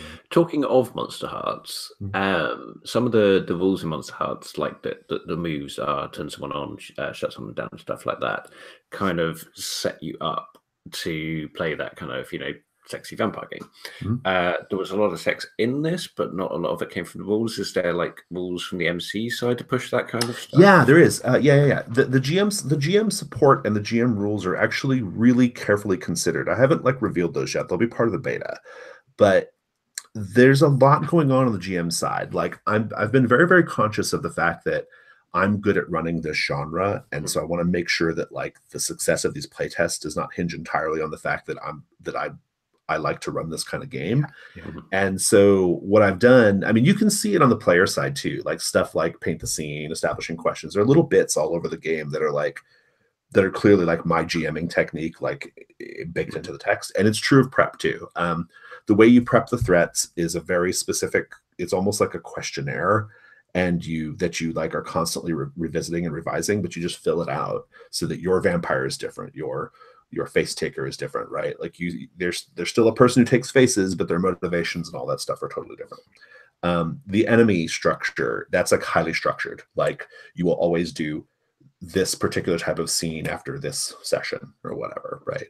So I've considered what I consider to be a very good cinematic unfurling of these details, and tried to bake it into the prep as much as I can. And the GM principles and things are one of them is focus on the fashion, right?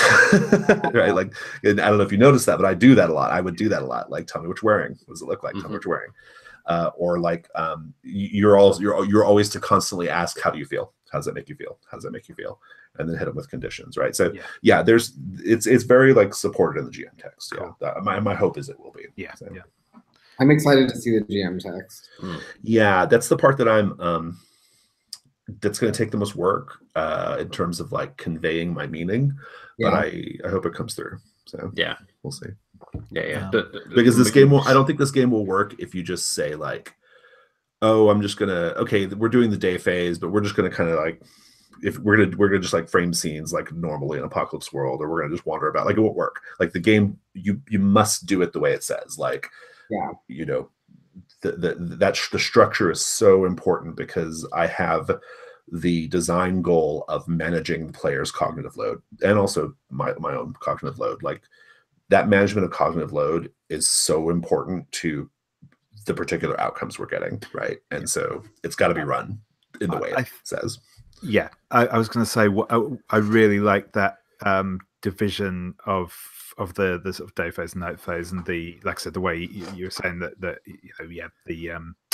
GM gets to say no, the night phase is over now, because it's always been one of my bugbears in a lot of role playing games. Is just where players want to rush ahead to the end of a thing, and it's no, you can find this out tonight, and that's it.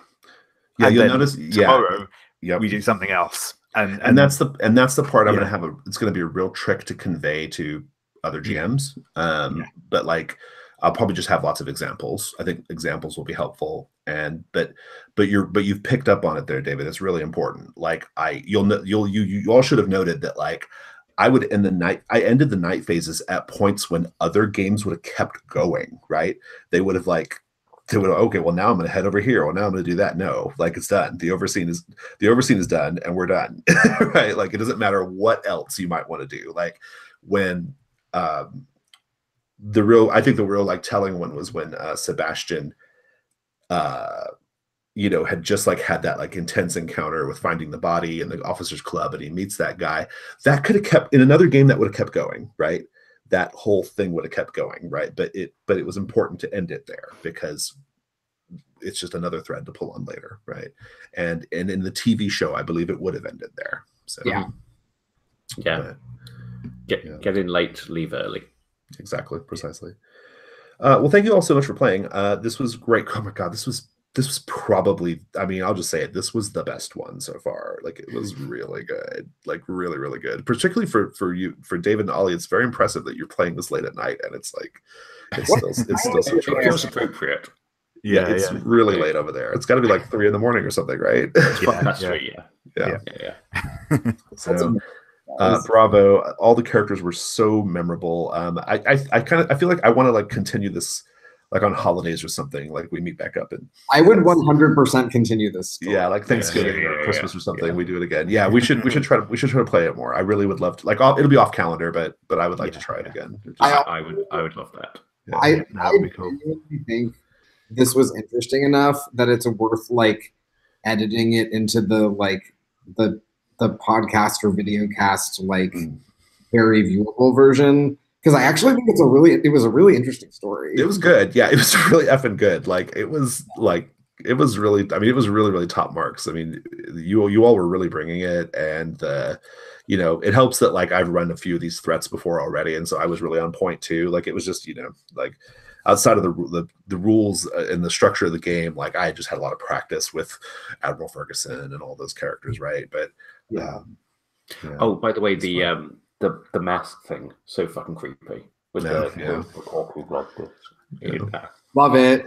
It's an old Jason Cordova horror gaming trick. So it's a good one though. It's dependable. All right. Well, you guys have a good night.